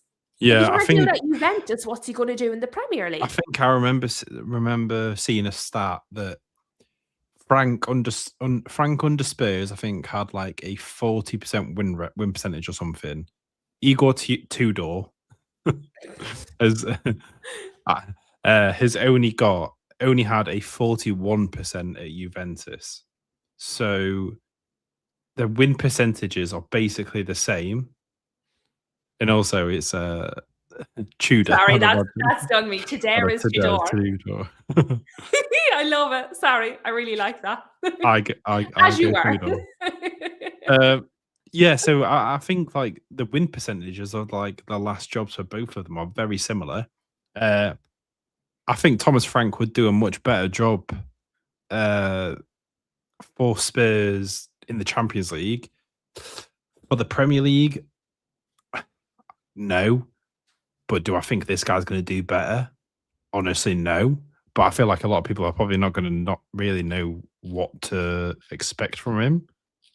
I don't know what to expect, and I'm looking at his win rate. I'm looking at his last 8 games, and I can't understand. They've got rid of Frank because he was going to put them in a relegation battle, and they've got this guy, Igor Tudor, who is definitely going to put them in a relegation battle. I don't understand it, and he's temporary.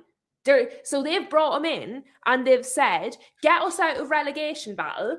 But no matter what you do, we're not giving you the permanent job anyway because we want someone better than you. Like, what are they doing? Who was in charge of these things?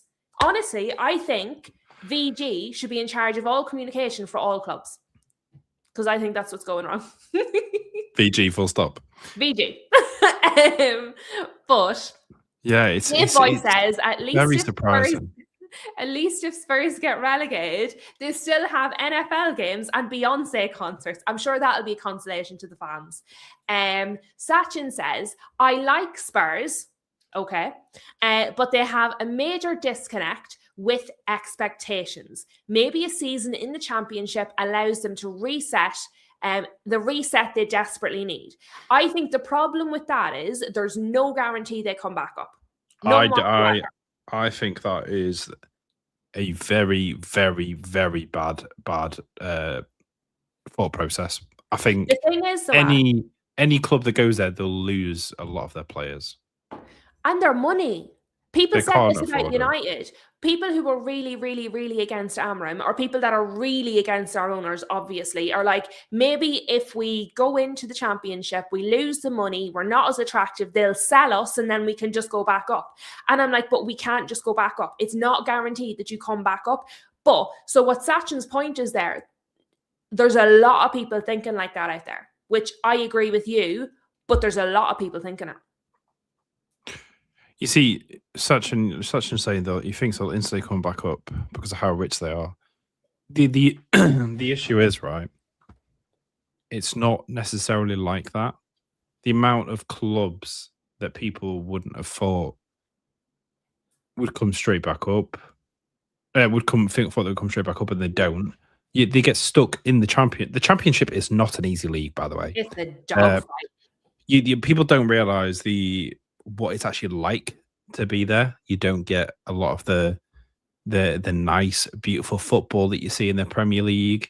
You won't get the same referees, VAR, all of this sort of stuff. I'm telling you right now, it's not an easy one to come straight back up. I know we managed and you're to. expected to be physical. There's none of this princess treatment. No, that's what, and you've got to think, right, like Newcastle, when we've gone down and come back up, we've had to revitalize our entire squad. Like the times that's happened, you lose these players and stuff, and of course, it just means when they come back up, they have to spend all the money to buy players again on who they want, and they won't be as an attractive prospect. you won't be getting the likes of Xavi Simmons. You won't be getting the likes of James Maddison, Basuma, all these players wanting to come to play for you because you're not the Spurs of old. But no, I don't. Also, Yeah, sorry, Chelsea have made it 3-0. Yeah, Esteban. Liam Delap assisted a goal. Shiver me timbers, Liam Delap did something actually helpful for Chelsea, and it wasn't get a card. That's astounding. That in and of itself is a miracle. Unbelievable. He's got 2 assists. That's insane. I didn't know he was capable. I tell you what, if Liam Rosenu can make Liam Delap a good player, I think he's magic, because Liam Delap is brutal. But let me go through some comments and then we will go on to the next manager in our manager melee that we're having tonight. Ash, what are we doing? We're supposed to be talking about football, and it's just managers getting sacked. This manager, that manager, the manager merry-go-round. But anyway, let me see. Z is here, and Ash. Z wants to know, are Spurs better than United? I would just like to point out, first of all, Z is a United fan. I would also like to point out, Z likes to wind people up a little bit. I was going to say that. What you do is just have a little look out for Z. Otherwise, you might get torn into the rage bait of Z. But Z's all right, really. You just have to know. I don't think any person has ever said Spurs are better than Man United. I think that's... Kate might. I feel like Kate might. Not right now, but I feel like one day Kate might. She's a lot. Kate has a lot of faith. Actually, I bet you Jimbo would. I think even now Jimbo might. But Z did follow that up highly quickly, double speed with, it was just a joke. Yeah, I mean, I feel like we all knew that, because I don't think any person, even a lot of the diehard Spurs fans, would probably think that. Yeah, there we go. The confession after the crime. Streets, I'm a United fan, but Spurs fans were comparing our squads. Lol. It's crazy.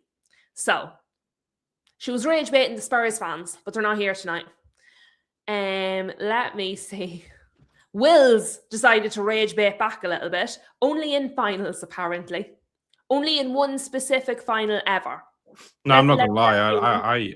I understand what you're saying there, though, because I've had so many Spurs fans and people tell me that, say, Romero's better than all of Newcastle defenders and stuff like that, and is the 3rd best defender in the Premier League and stuff. It is a joke. Like, I don't understand how people can say that stuff with a straight face.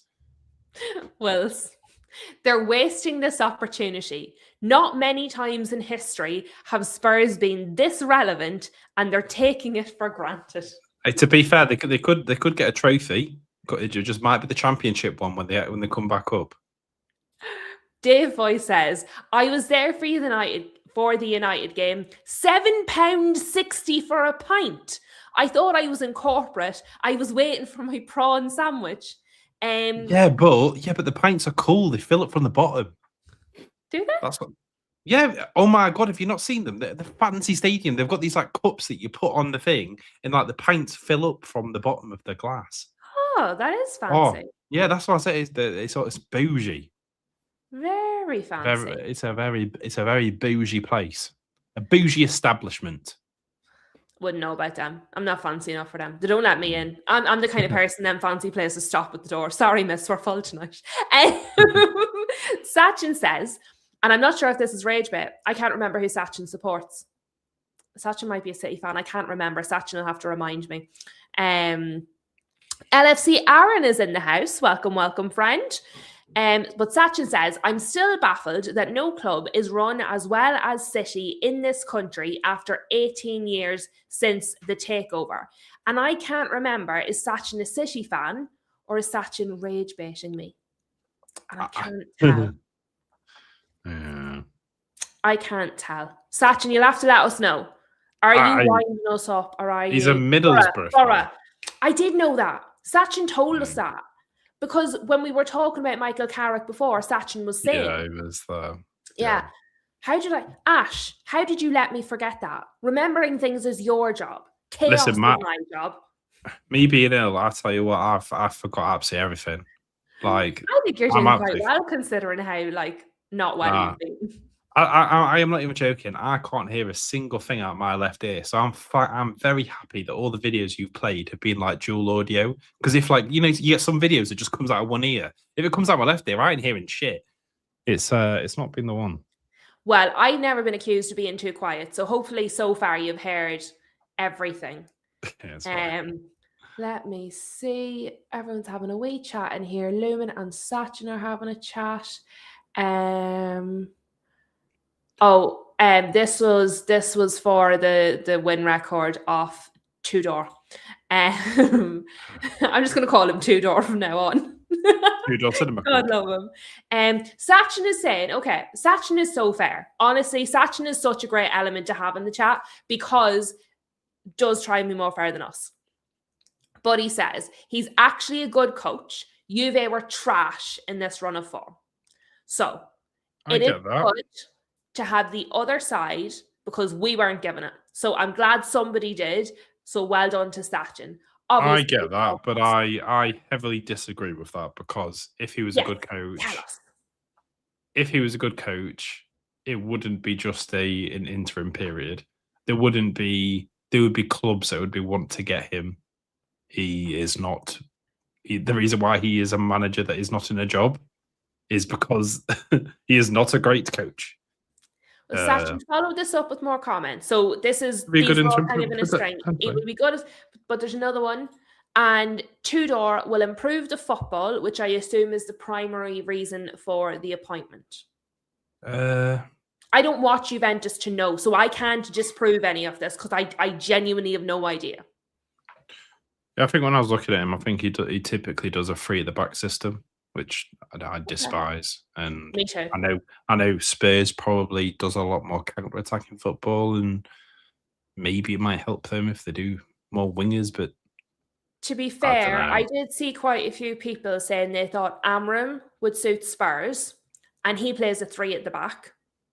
Mm-hmm. So I wonder if this guy is like a wish version of Amram. Yeah, so I don't think. I don't know. I don't know. Like I said, I think a lot of people are not really going to know what to expect from him, so maybe he might. Sometimes that's actually the best thing because you can't plan for what you don't know. Streets is saying West Ham could stay up, honestly. They have serious fight. Don't we know it, Streets? Don't we know it? Hey, we know it too. They beat us 3-1. Frig off, did they actually? Oh, yeah. I don't feel so bad now. No, it's because I remember this because so they beat us 3-1 just before we played you guys, and then you guys drew 1-1, wasn't it, to them? Yeah. And then we had you the week after, and everyone was like, "Oh, Newcastle's going to come here and smash us." I'm like, "You've just drawn to a team that slapped us up 3-1. How'd you? Absolutely not." To be fair, football isn't logical like that. No. Wills is saying Wills is proper. The rivalry is wild. I wouldn't be surprised if the Spurs board waited for someone to call them and ask for the job. And obviously you read out there what Sachin said about thinking they come back up just from monetary reasons, which is fair. Boston agrees with Sachin. Going down could actually help them. They get parachute payments for 3 seasons. So again, it's nice to have both sides. Do you know what I mean? I agree with you. I think there's no guarantee of coming back up. It can be very difficult, but I understand what people are saying. They would literally have to sell their entire squad just because they physically wouldn't be able to afford to keep the players on the books unless if they all took a pay cut, which they would not. True. Streets is having the time of his life in the chat.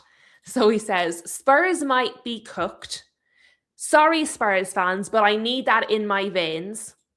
We know why. Streets is a United fan. He also said, Delap retired from wrestling. Oh, my life. So Streets is literally having the best time in the comments. I will say, Liam Delap has just got another assist. Has he actually? Oh, my God. Poor Hull. Pedro Neto again. Pedro Neto on a hat-trick. Yeah, it is. He's the first goal, the second goal. So Pedro Neto on a hat-trick, Estevao scoring 1, and Liam Delap on a hat-trick of assists. Oh no, he didn't. He did Estevao's. 2 for 2 Nettos. That's crazy. After being terrible all season, he's now got a hat-trick of assists. To be fair, it is against Hull, but still. Sachin is saying, yeah, I understand that, but Spurs will be at least 20 times richer than the richest championship club. It's not something we have seen yet. Is Wrexham in the championship yet? Yeah. This is. Do you not remember? I know they don't have the same wealth as your owners, obviously. Yeah. Do you not remember when I said this last time? That I said there was a closer gap between, I think it was Forest and Wrexham than Forest and like Arsenal or something like that.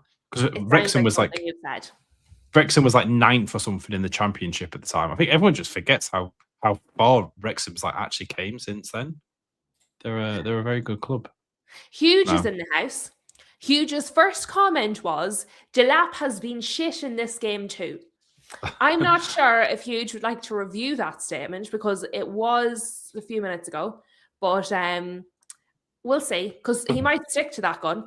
Wrexham's actually 6th now in the championship. They've gone up. They're in the promotion slots. Actually, that's crazy. By the way, if Wrexham gets promoted to the Premier League, that's crazy. And wow. Wills has a fun fact for us. Only Arsenal and Everton have never been relegated. Well, you don't know what you're missing out on.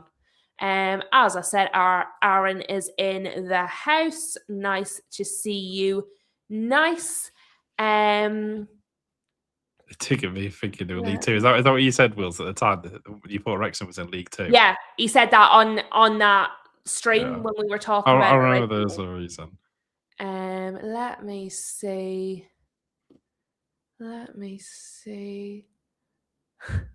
Streets is not coping with Liam Delap at all. I mean, to be fair, he is a bit of a madman. What am I hearing? Delap really changed his life. Prophet Chelsea. But I think that speaks to Liam Rossegno because Delap has been absolutely abysmal, and I mean appalling. His discipline has been terrible. He's had a serious chip on his shoulder. He has not been good. Rossegno come in, everybody took the mickey out of him. Everyone was laughing about the hand washing and the happy clapping and the whole lot. But clearly he's putting a bit of manners on the team. So I just think it's very interesting. Do you know something? I've just seen well look at the championship because it's not often I look at the championship table. No, to be fair. So I know Leicester City and Sheffield Wednesday had point deductions this season. So Sheffield Wednesday, 31 games into the season, are currently on -7 points. That's wow. And Leicester is joint with Blackburn, who's 22nd and they're on their 21st. So Leicester City could be getting relegated to League One. That's not good. That's not good at all. Imagine a team finishes this season without being in positive points. That's crazy. That's crazy. That is crazy. Wills is he's not pleased about this. He's been robbed. He's been robbed of the number 3 spot again.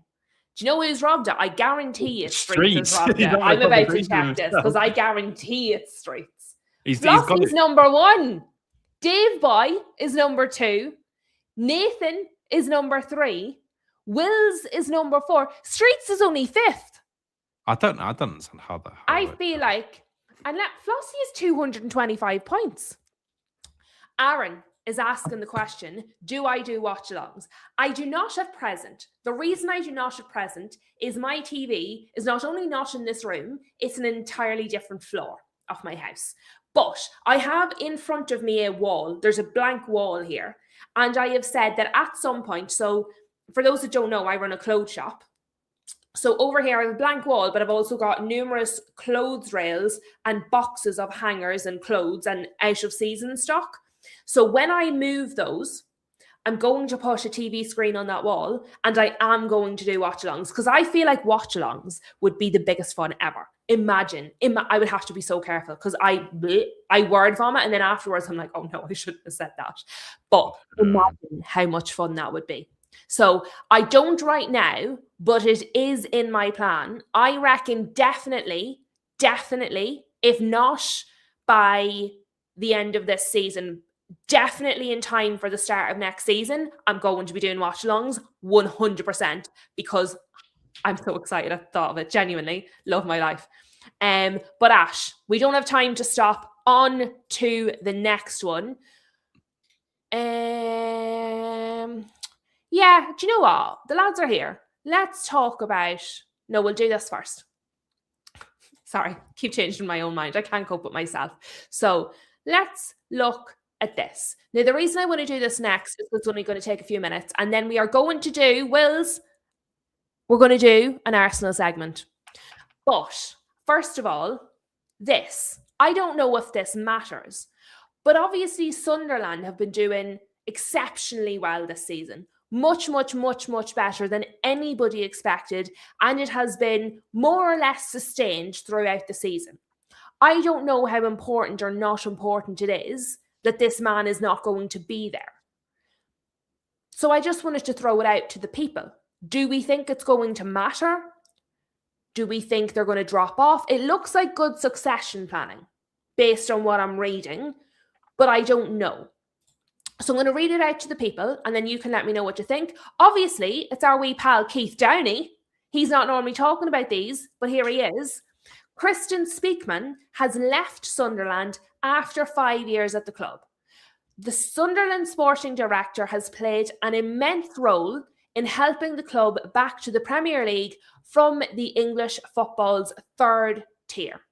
Speakman continued in his role despite the arrival of Director of Football Florent Gisolfi in the summer.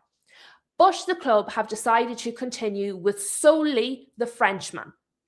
Gisolfi has led player recruitment since he arrived in July, and on the back of a successful summer £150 million spend, will be handed full rein to continue his strong start. That's a lot of information in a small space. This guy, Christian, has obviously done... Christian, maybe the J is like a yeah. Christian has obviously done an enormous amount of work from the third tier all the way to where they are now. But this guy's been in place for a little while. It seems to have been a structured handover. Yeah. I mean, obviously the new guy, Gisolfi, has he did all the signings, like got Granit Xhaka and all that over the line. So it's probably just one of those things that it was just the old man for the new person, and they've just had like a bit of a changeover period where he's still being in charge to like show what he's been doing, to pass over the reins and everything like that. So yeah, there'll be a reason for why he's stepping down and stuff. Well, that was going to be my next point. So he's obviously done an incredible job. He's not stepping down for no reason. I wonder where he's going and what's he going to do, because he could be doing something big then. Potentially, but at the same time, it's like you got to remember they were in lower leagues. He might not have experience in doing like say Premier League and stuff like that. So I'll be keeping, if we see his name somewhere, we'll know he was the guy that did good at Sunderland. But let me see.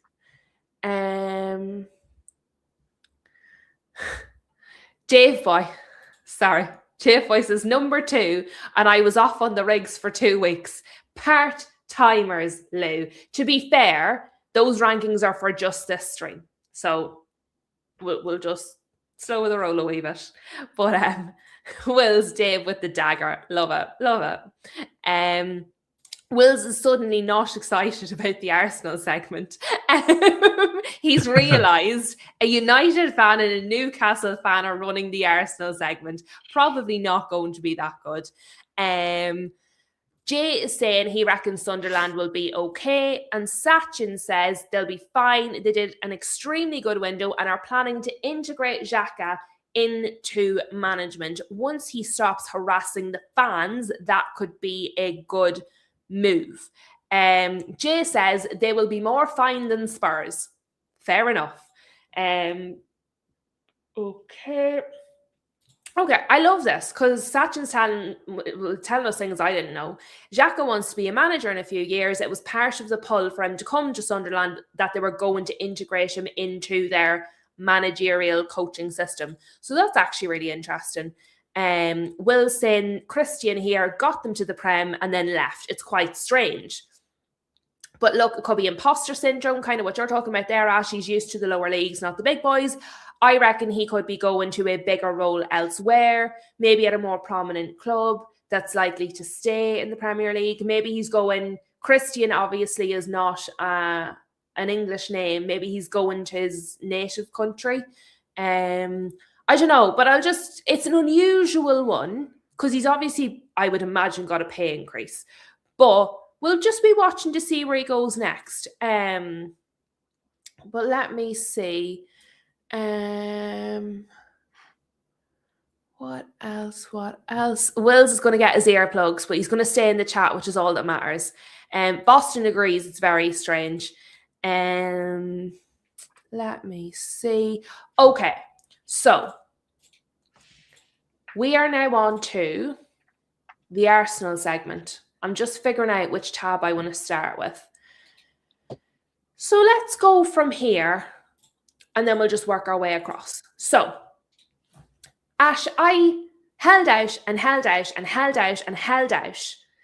from saying that I think Arsenal were going to win the league. I waited. I did my absolute best not to say it for as long as possible. I said it about 2.5, 3 weeks ago, I would say. Maybe 2.5, 3 weeks ago. The people in the chat will tell you better than me. Since I've said it, the wee buggers have absolutely melted my brain. Because if I just held out just one more game week before saying it, I wouldn't have said it. And honestly, I think that's really rude of them. That they waited for me to say I actually believe they're going to win the Premier League. I told the people of the internet, I actually think they're going to win more than one trophy this season. I push aside everything inside me, all the shame that I possess, I put it aside, and I said that I thought Arsenal were going to win at least 2 trophies this season, one of them being the Premier League. And then they decided, well, we can't have that. We can't have Lou saying nice things about us. And this is our last 6 matches. I am disgusted. I am personally affronted by Mikel Arteta. I don't care how the Arsenal fans feel. I'm disgusted. This is not acceptable, and I'm not happy about it. Because how dare he, after I said nice things about him? So what do you think, Ash? Is Mikel Arteta out to get me? Potentially, that could be the reason. I do think that they're struggling now. And I didn't see this, Ash. I didn't see it coming. Really, I didn't. It was something that I said for a while, to be honest. But I'm kind of surprised it's gone the way it has. Just because City hasn't looked themselves. So Arsenal would really have to fall off a cliff to not win the title. Mm-hmm. And it appears they kind of are at the moment. They're capitulating quite heavily. Mm-hmm. I still think there's going to be some more turns left in the title race. I don't think it's set who's going to win this at all. But again, I've said this repeatedly, and I said it back in December and stuff. Arsenal have to go to the Etihad. They have to go to Man City. There's only a 4-point difference at the moment. If you would think Man City wins that game, that's a 1-point difference. My thing is, right, Kai was on with me on Monday, and he said on Monday, this was literally days ago, and he said no, he reckons Arsenal's going to fall off, City's going to win the league. And he was absolutely 100% certain on this, okay? And I was like, no, I don't think so. I was really shocked that he was so certain, and he was certain. I was like, no, I still think they're going to win. Genuinely. I mean, I've said for months that I think Man City are going to win the league. I did think that until about 2.5, 3 weeks ago, at which point I just gave in. I've said that I think there's more of a chance Arsenal winning the league, but I still think, personally, I think Man City will win. Just because like the signings that they did in January. Like I said, I think Semenyo and Mark Gahey they're absolutely huge signings. I think they are needle movers, and I do think it definitely tips it in Man City's favour. However, that's only if Arsenal stop performing, and it appears that they are. So, granted, Arsenal could now just win every game till the end of the season, and they've got the Premier League's theirs. It's theirs to lose. First of all, Marv is in the house and he is saying champers. Marv has made it. Sachin is also correct. Brentford actually played good. We must also give them their flowers. And you and I got Brentford very wrong. They have proved us wrong because we said they were in 10th. They're going to keep dropping. They have not kept dropping. They are, in fact, now potentially going to be in the top 5 race, because here they are, only 2 points behind Liverpool. I mean, they're only 5 points behind us. They're above you. So, I mean, it's not as if, and I said before the Leeds game, let me go back to this one. I said before the Leeds game, that was going to be a tough game. Leeds are going to give them a match. Obviously, bloody not. So I don't think the draw against Brentford is the end of the world. Because first of all, Brentford this season have been an incredibly good team. I mean, they shouldn't have won the game, to be honest. I think it's a good point for them. But what Keith Andrews is doing is incredible. Yeah. Really, it is. And actually, just while I didn't plan this actually, but while we're speaking about Brentford, Igor Thiago has signed a new long-term contract, keeping the 24-year-old at Brentford until the summer of 2031, with a club option of a further year. It's insane, but look how they've announced it. That is crazy, and I think he has made a very bad decision, if I'm going to be honest. Well, he's probably thinking, sure, he'll go on strike if he needs to. It's what everyone else is doing. True. I feel like there's going to be a lot. There would be a lot of Premier League clubs this summer that will be in for him, and throughout the world. Like we take him. Yeah, I think. I mean, to be fair, it's a great bit of business from Brentford, but I think for his point of view, I think that was a very terrible idea. Unless he loves Brentford, because it's not the norm anymore.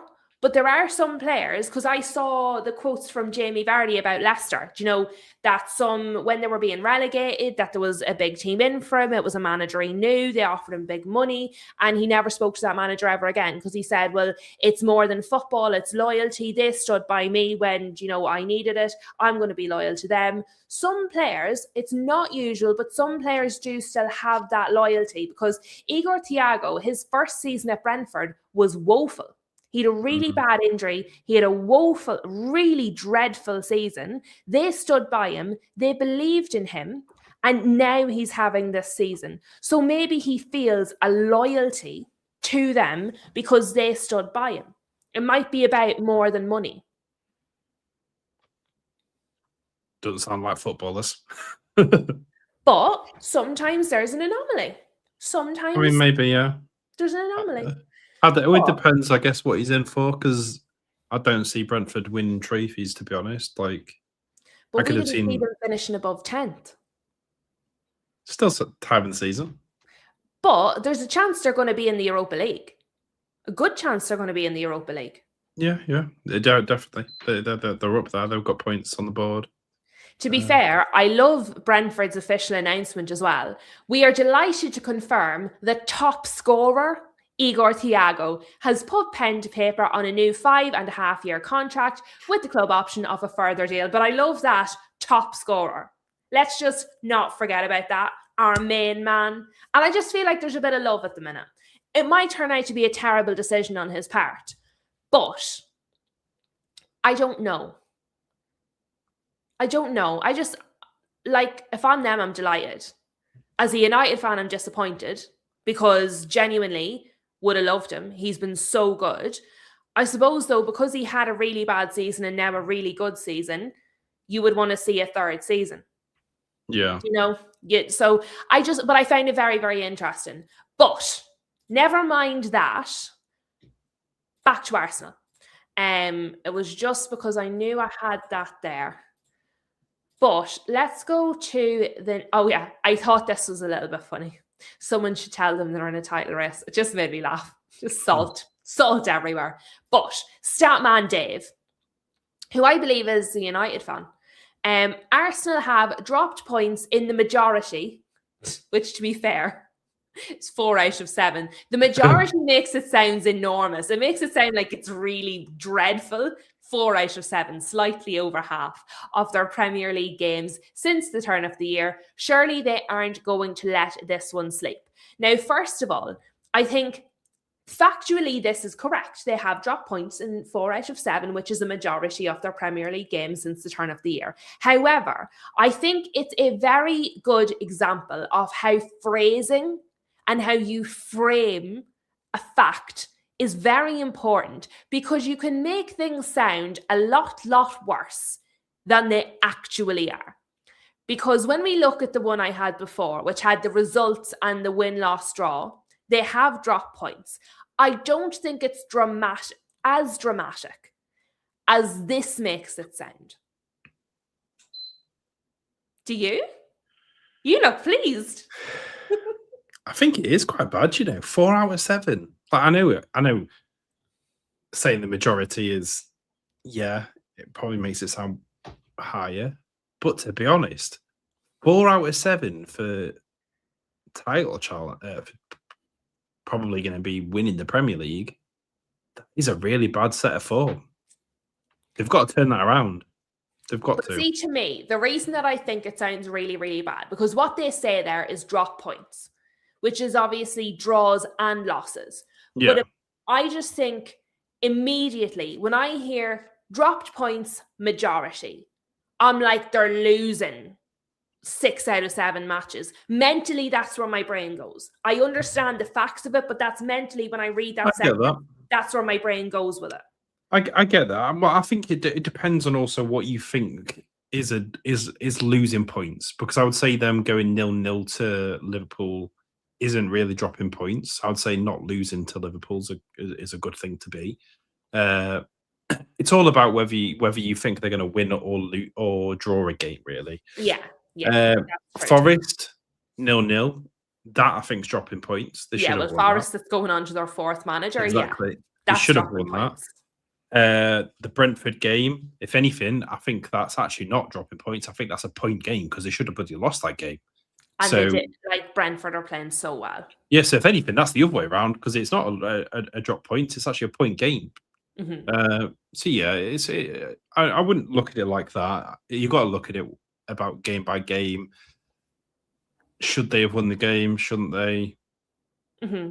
Some of them, yeah, but we'll see how they go. I'm going to go to the next one. I have one more of these I want to show you, and then I'm going to go through some of the comments, because obviously we do have Arsenal fans in the chat, and I'm sure I saw Kate and Jimbo and Kate. Yeah, Jimbo, not Kate, are in the chat. So welcome to both of our lovelies. But so I'm going to go to the third one, and then I'm going to get stuck into the chat, because I'm sure it is all kicking off in there. I can imagine what is going on in my chat right now. So this is the third one. Now, I do not know how good of a source Fisha Jess is, because it's a foreign publication. So I don't know if this is reliable. It may be just guesswork. But it's there, so we'll just put it out. Arsenal have reportedly made it clear to Mikel Arteta that his future at the club is tied to this season's Premier League title race. If the Gunners fall short of winning the league, Arteta is unlikely to continue as manager next season. A strong message from the club's hierarchy as the season enters its crucial phase. And as I said, this is a foreign publication. I'm not entirely sure how reliable it is. So just disclaimer straight away. This seems like logical to assume. That's what I said. That's why I always just think it's a bit weird, because some of this stuff comes out. People make these, this is a source that this has come out, but it's not. Like, it's just Lou, I could have told you this, and you'd be like, "Oh yeah, that sounds right." Like, of course, at the end of the day, Mikel Arteta's been at the club for 6 years. He spent a shitload of money. every other club has kind of fallen a bit short this season. You would have thought Liverpool probably should have been up there, and they're not. So it is Arsenal's to lose.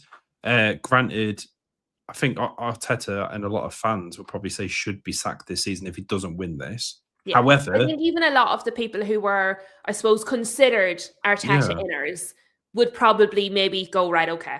Yeah, you can't just keep on going like if he's never going to win it. But of course, there is an asterisk because if he wins like the FA Cup and the Champions League or something, then of course they're going to be like, yeah, stay. But yeah, I feel like it's something like this.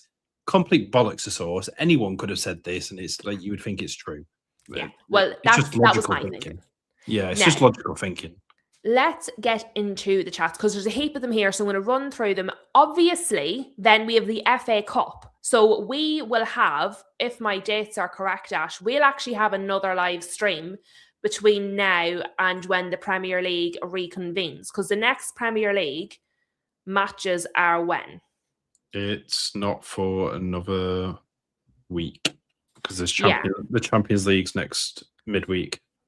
Yeah, so see, I have to check these dates because my club's not in any of those competitions. So there's no point in us doing Premier League predictions tonight. We will save those for next Friday because there's no matches on the 20th. They start on the 21st. So we will not be doing Premier League predictions tonight, which is why we had time to go around the houses and talk about every manager in the Premier League. But we've had a good old time. And I do have a little fun one for the end. You know, I always have a little something that's just off the wall. I have. But Wills is saying City has not beat us in the last 6 games, 3 Arsenal wins, 3 draws. Well, why don't you speak to Spurs fans about records like that? Because they had a similar one when they played Manchester United. So, sorry, Wills. Also, what happened the other day with Man City playing who was it they played? Man City played Liverpool, and Man City have only ever beat Liverpool 3 times at Anfield in the entirety of the history. The history. Yeah. And Pep was only once. Yeah. And obviously, so records are meant to be broken. They don't stay that way forever. That's it. Marv is saying Spurs on the manager bounce next game versus the Gunners. So it's already started. Marv has also added to that comment, Gunners are injury FC. I mean, they have quite a few, although I think Spurs might have that title right now. Streets is saying, I want to say the City-Arsenal game will decide it, but that's still around 6 to 10 games from the final game, so we never know. I thought it would all already be over. I thought that game wouldn't even matter because Arsenal would have been running away with it. They just keep letting. And the thing is, I don't want either of these teams to win. So Anthony was in the chat last night because I was giving out about Arsenal. I wasn't even saying, I don't even say it not bad about Arsenal, to be fair. As a United fan, I think I'm pretty fair. But Anthony was saying, but you'd rather City win the league. And I was like, I'd rather neither of you win the league. When Arsenal play, I want Arsenal to lose. And when City play, I want City to lose. And I'm just gliding along. Hopefully somebody's going to overtake us. I have no preference. I hate both of them. I don't want either of them to win the league. So this narrative, this is what real United fans want. If you don't think like this, you're not a real fan of X club. Honestly, take yourself, and this isn't Anthony, take yourself, put yourself in the bin. Because it is absolutely not your business, I don't care who you are, to tell anybody whether they're a real or not real fan of a club.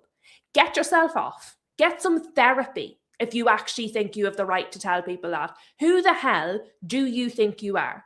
Do not come to me and tell me I'm not a real fan, I don't support my club properly, you know better than me. Take that condescending, shitty attitude, shove it right up your arse, and when you're done with your therapy, go and see a doctor who might be able to pull it back out from your anus. Because honestly, the amount of shit that you would have to consume to say that out loud is unbelievable. But the reason that I got onto that is because Street says about the City Arsenal game. My thing is, I don't want either of them to win. However, I genuinely believed it had got to the point where Arsenal was going to win. And now that I've accepted that Arsenal's going to win, I don't want to have to now accept that City's going to win. I've come to terms with the fact that Arsenal's going to win. I don't want to have to go through the therapy myself to now accept City. It's too late. It's happened. I've taken the poison. I don't need poison number 2 to make sure it kills me off.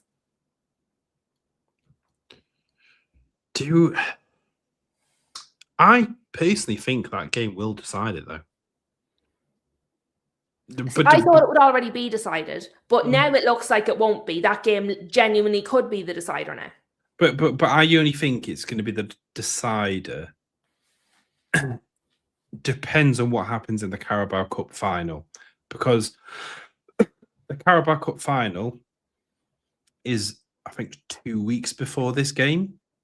So, say if Man City beat Arsenal in the Carabao Cup and beat them at their home, I think what that will do to the mental of Arsenal, I think, could shatter them. However, if Arsenal goes and beats them in the Carabao Cup and goes to Man City and gets a draw or wins, I think it'll do the exact other way. I think it could destroy Man City's mental. I think City are fragile anyway. Genuinely, I think this season City are more fragile mentally than Arsenal. Is my genuine take. That's why I said I think that those 2 games decide the title. But I think if Arsenal win the Carabao Cup, beating City, I think it takes the shackles off them because they've won something. So the pressure is win something, get a bloody trophy, win something, get something over the line. So if they win the Carabao Cup, I actually think it releases them because they've won something. Do you know when you're really nervous about something or like you're stressed about something and then you do it or it's over with, that relief that you feel afterwards, all the endorphins flowing through your body, I think that's what Arsenal will feel. It'll be the relief of it that it might just kick them on. I do. I agree with you. I think it could actually, the Carabao Cup game could decide what happens in the Premier League game, which can then decide the rest of the season.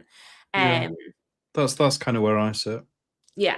Now, Wills is saying City will drop more points. I'm not worried yet. And I think that's fair because, as I said, this season I do think City are very fragile. Jay is saying Arsenal need to play their game. Their manager's got to be too safe. So basically saying that, they need to be more attacking. They need to play their own game. They need to stop worrying about what other teams are going to be doing. They just need to continue doing what they have been doing that is still working for them. Boston is saying City spent 210 million last January and still finished below Arsenal. Absolutely fair. Streets is saying Brentford should have won. And I think a lot of people do feel that way. I think Brentford played very, very, very well. Some Liverpool fans wanted Brentford to win. Then they realised what it would mean because Brentford obviously would leapfrog Liverpool. To be fair, I think a lot of fans didn't realise how far up the table that Brentford was. And it was 1-1. What was 1-1? I have no idea. Does he mean the result for the Arsenal-Brentford match? Because that was 1-1. Did I say something else? I have no idea what he's referring to it. I can't remember. But the Arsenal, if what do you mean? I think the Arsenal-Brentford game was 1-1. So if that's what he's talking about, I reckon it must be that. Wills is saying definitely Ash, that point could be the difference. Everyone said they would collapse when Franks left. Well, apparently not. Everyone was wrong. Streets is saying this is around the New Deal. More money for Brentford if they sell him. But this is the problem: is no one's going to buy him for that because obviously what they have to do is they have to then pay off the rest of his contract. His fucking contract's now for another 5.5 years. No one's going to be paying all that plus his fee. It's just not going to happen. Aaron's feeling a bit mean. Why? What does it say about the current state of the Premier League, though, that a set-piece coach is doing so well in the league at Brentford? Well, set pieces are the talk of the town this season, and they appear to be working. So maybe they've got exactly the right manager getting the best out of their players. Well, it's what happens. The Premier League and everything just goes around in circles in different cycles. Like this used to be good back in the day, and the reason why it is now is because it just creates chaos in the box, and no one knows what to do. So that's why. Wills has something along my sentiments to it and says it shows how important set pieces are supposed to be, maybe. And Satin was saying, bless you, Thiago was poor yesterday, but he has mostly been good whenever I watch them. Strong and good hold-up, seems intelligent too. I did see, I scrolled past it, but Street said that he wouldn't have taken him at United, which is fair enough. Boston is saying signing a contract doesn't mean he can't be sold. It will cost an arm and a leg to get him, though. I think, Boston, the problem is when you sign the contract, yes, it means the club will get more money, but you're then trusting the club to sell you when the time comes. And as we saw, for example, with the Isak saga, sometimes the player wants to be sold and the club doesn't want to sell them. And when you sign a contract that's that long, you're essentially backing yourself into the corner. So he can be sold, but it takes the power away from him and gives it to the club. Marv has a good point. Maybe Brentford are tired of losing all of their good players in Mbumo and Wissa, for example. So that's really, really fair. Sachin follows that up with, they know he will be a hot commodity in the summer, assuming Ancelotti calls him up too. It's a smart extension by them. Streets is saying, just imagine Brentford in Europe. They'll get conference for sure, at least conference. I think they're in with a good shout for Europa. Kate and Jimbo not Kate, saying hello to everybody. Hopes we're all well. Lovely to have them in our lovely chat. What else? Marv is saying the Gunners are being ravaged by injuries. That is going to be really hard to battle on multiple fronts. I do think definitely Arsenal have a lot more injuries than City, certainly at the moment. You're the injury guy, Ash. You know more about that stuff than me. I'm guessing, because I know Spurs obviously have a heap of them. You guys have a heap of them. We're actually not doing too bad. We have a key one with De Ligt, and obviously Dorgu, but we don't have loads and loads. Obviously, we know Arsenal have loads. There doesn't seem to be a lot for City, though. I don't remember hearing it, and it feels like the kind of thing the likes of a Hamza would be talking about if they had loads of injuries, and I haven't heard him say that. I mean, that excuse would come before the weather, surely.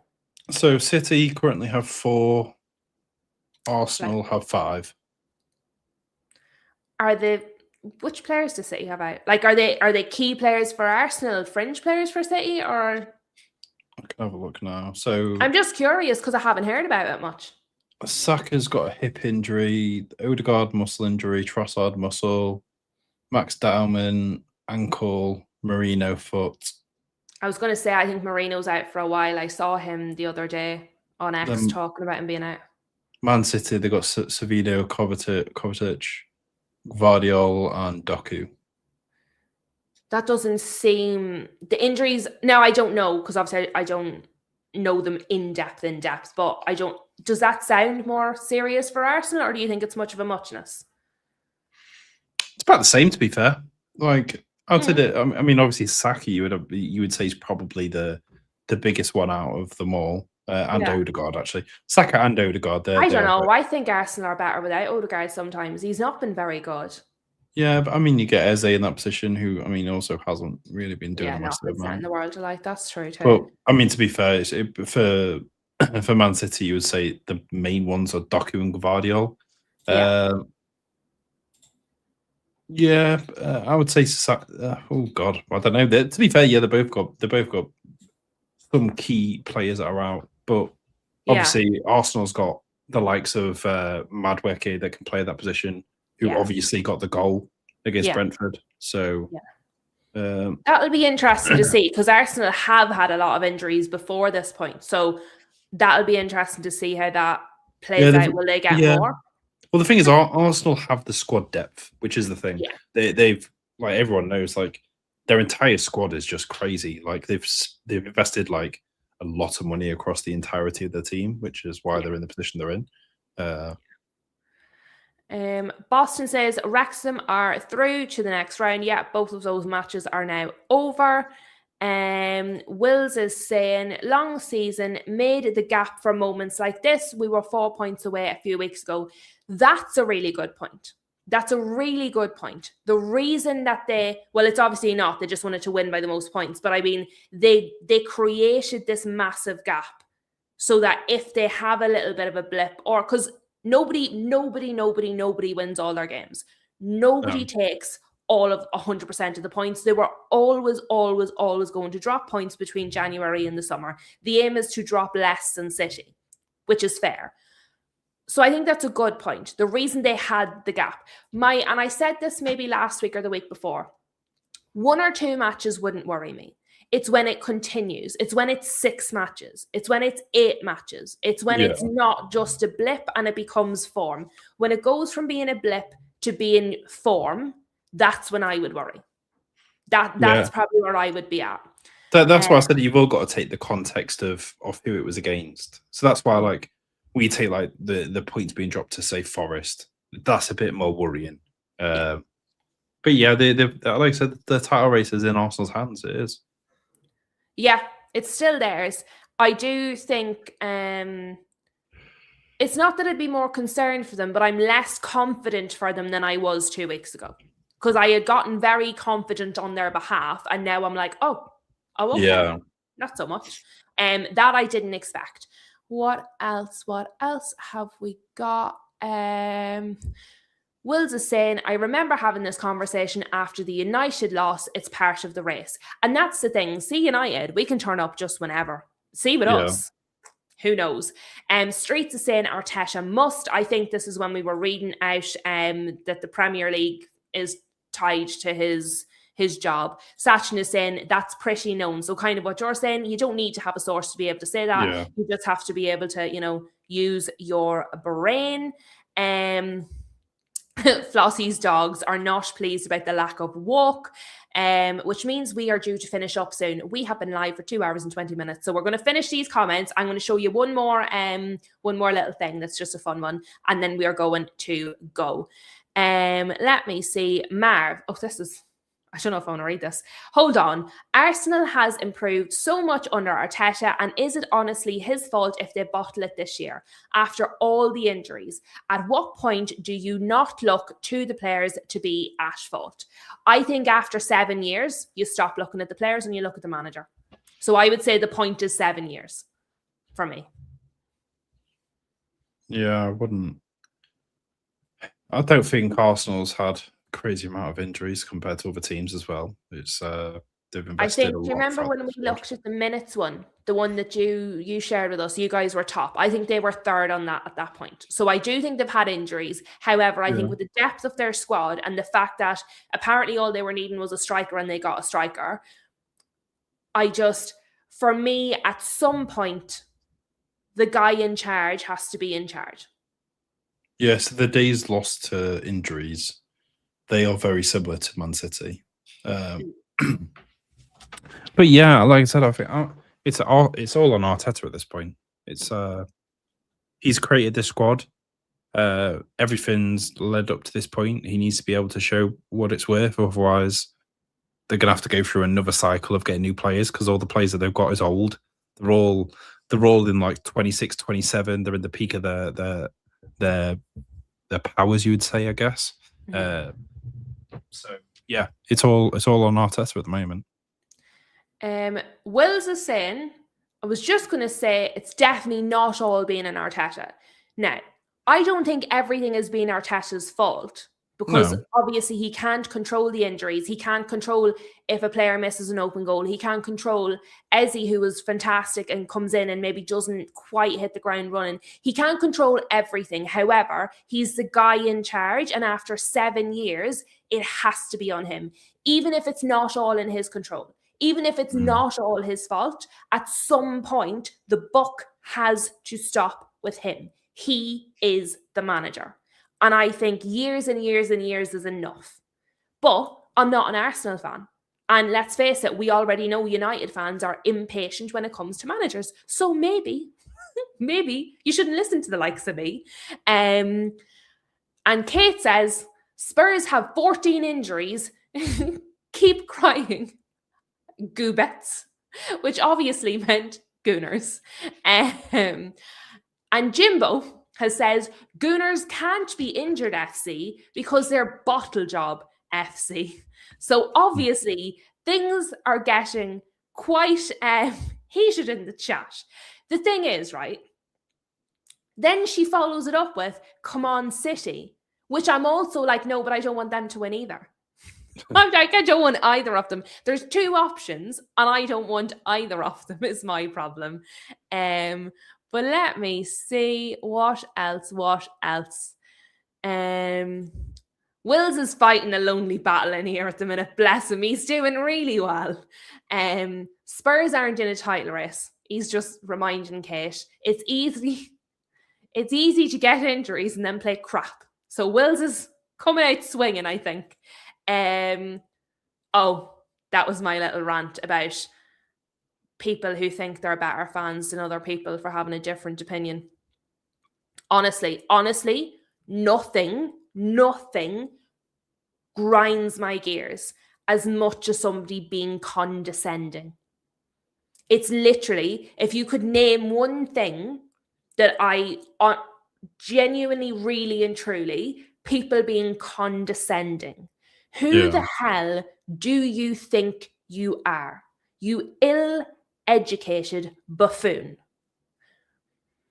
Kate would like to know who I'm referring to. I don't have a specific person in mind, Kate. Just anybody who has the audacity to tell somebody, you are not a fan of this club if you disagree with my opinion. If that sounds like somebody you know, maybe they are Cinderella. But anyway, we'll move on from that. Sachin agrees with us. He reckons Carabao decides it. It could derail Arsenal if they lose it. It could also derail City if they lose it. Ash, you are my calming influence. I think you need to work harder if that's the case. Streets is saying Gue's made a huge difference.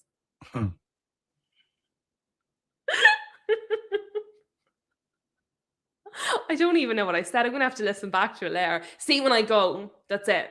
I don't the words come by themselves and I don't know what I'm saying. Sachin is saying Guehi has changed them. That's obviously City. He was a big signing. And Streets is saying those two signings in January might do it. Arsenal relief will be like that lad finally getting his haircut. We don't speak about him. He has to wait longer. Do you know what? I just think he should just cut it. I just think he should cut it. Summer's coming.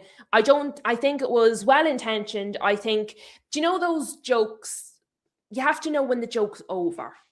The joke's over. I think it was harmless. I think it's got out of hand. I think the joke's over, is my take on it. The scoreline was wrong on the tweet, so it wasn't me and you. We were correct. The tweet was incorrect. That's fine. Right. You can't trust anything on Twitter these days. What else? Because we're going to finish up here. Luke is in the house. Welcome, Luke. Let me see. Everybody said hi. We're all being nice. Kate and Jimbo are trolling Wills. Wills is trolling back.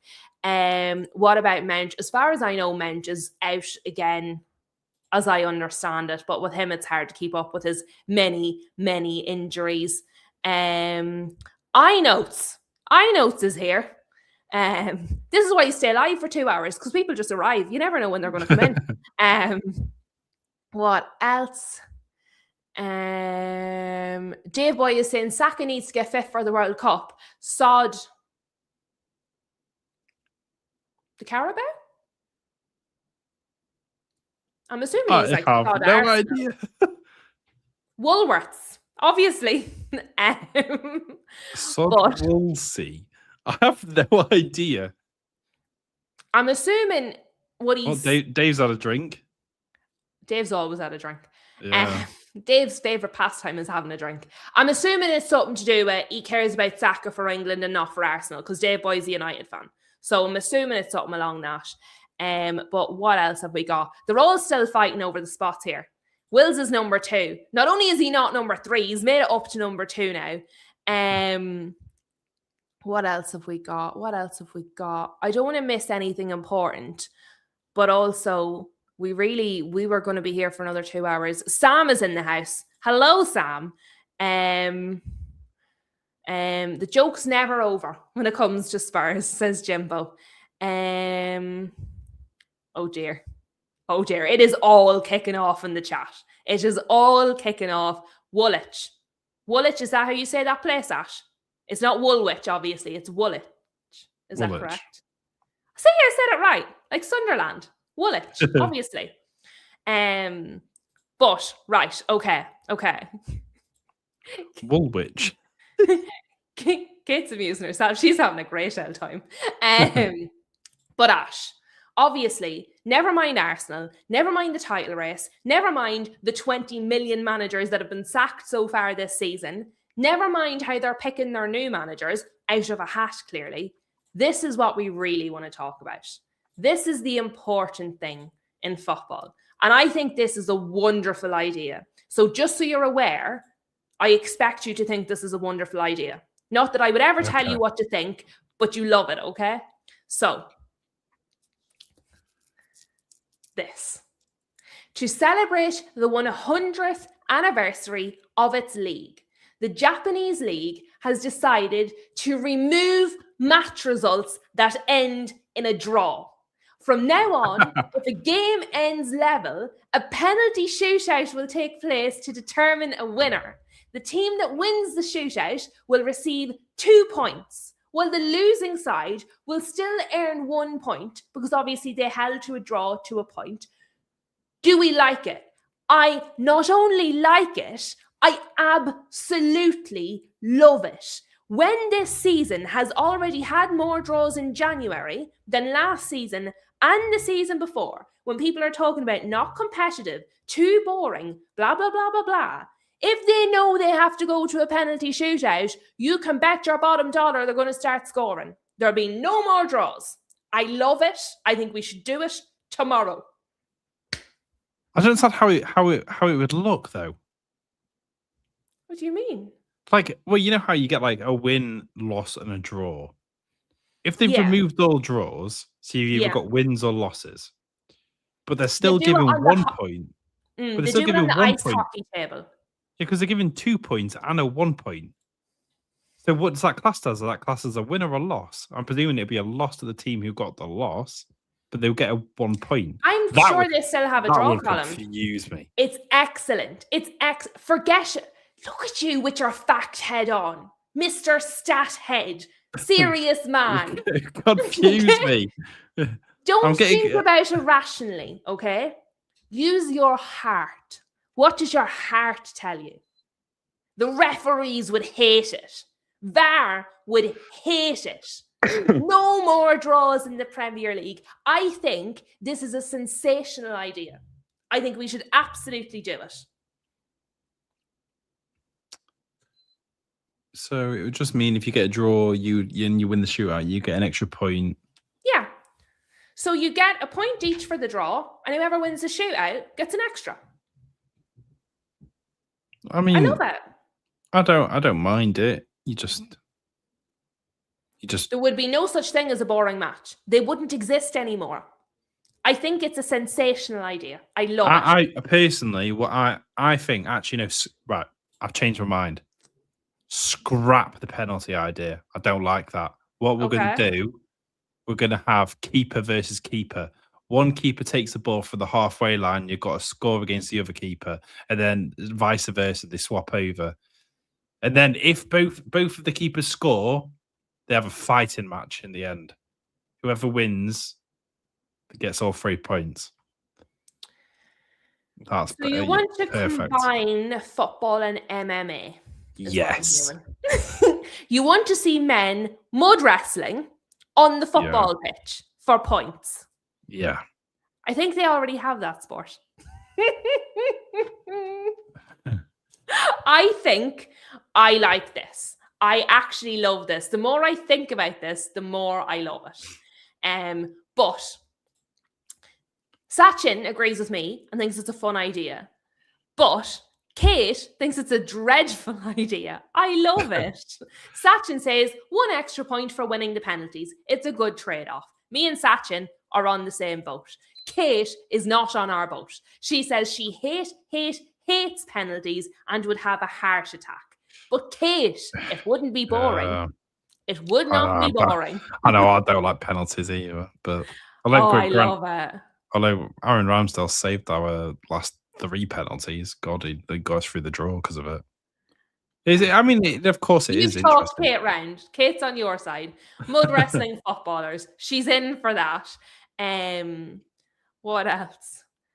Yeah, I don't know. It's draws are boring, but Kate says it would be boring if she was dead. I feel like your heart would adjust. I feel like you'd be fine.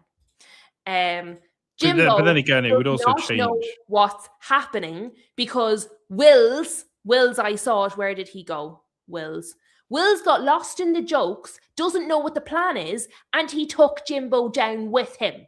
So I'm going to explain it for the people who were not paying attention the first time. If a game after 90 minutes ends in a draw doesn't exist. You go straight to a penalty shootout. Winner of the penalty shootout gets an extra point. So 1 point for the losers, 2 points for the winners, no more draws in the Premier League. Honestly, I think I might write an email tomorrow to the Premier League. I'm sure they'll be delighted to hear from me. Like, this bitch, what does she want? I think the only issue is it would promote more defensive teams. People would try to go for draws and then to win in the penalty shootouts. I think it would encourage more goals because you can't just sit in and hope for a point. Oh, well, a point's enough today. Not if the other team wins the penalty shootout. Well, yeah, exactly. That's why I like it. You would have teams that would just train for penalties and to be defensive. I don't know. I love it. Personally, I think we just play one half of football. The second half, it's 11 versus 11 fighting. 11 versus 11. Oh my God, that's what they do, right? The stadium transforms, obstacles come up, everyone whips out paintball guns, and everyone starts shooting at each other. Ash, have you ever seen Takeshi's Castle?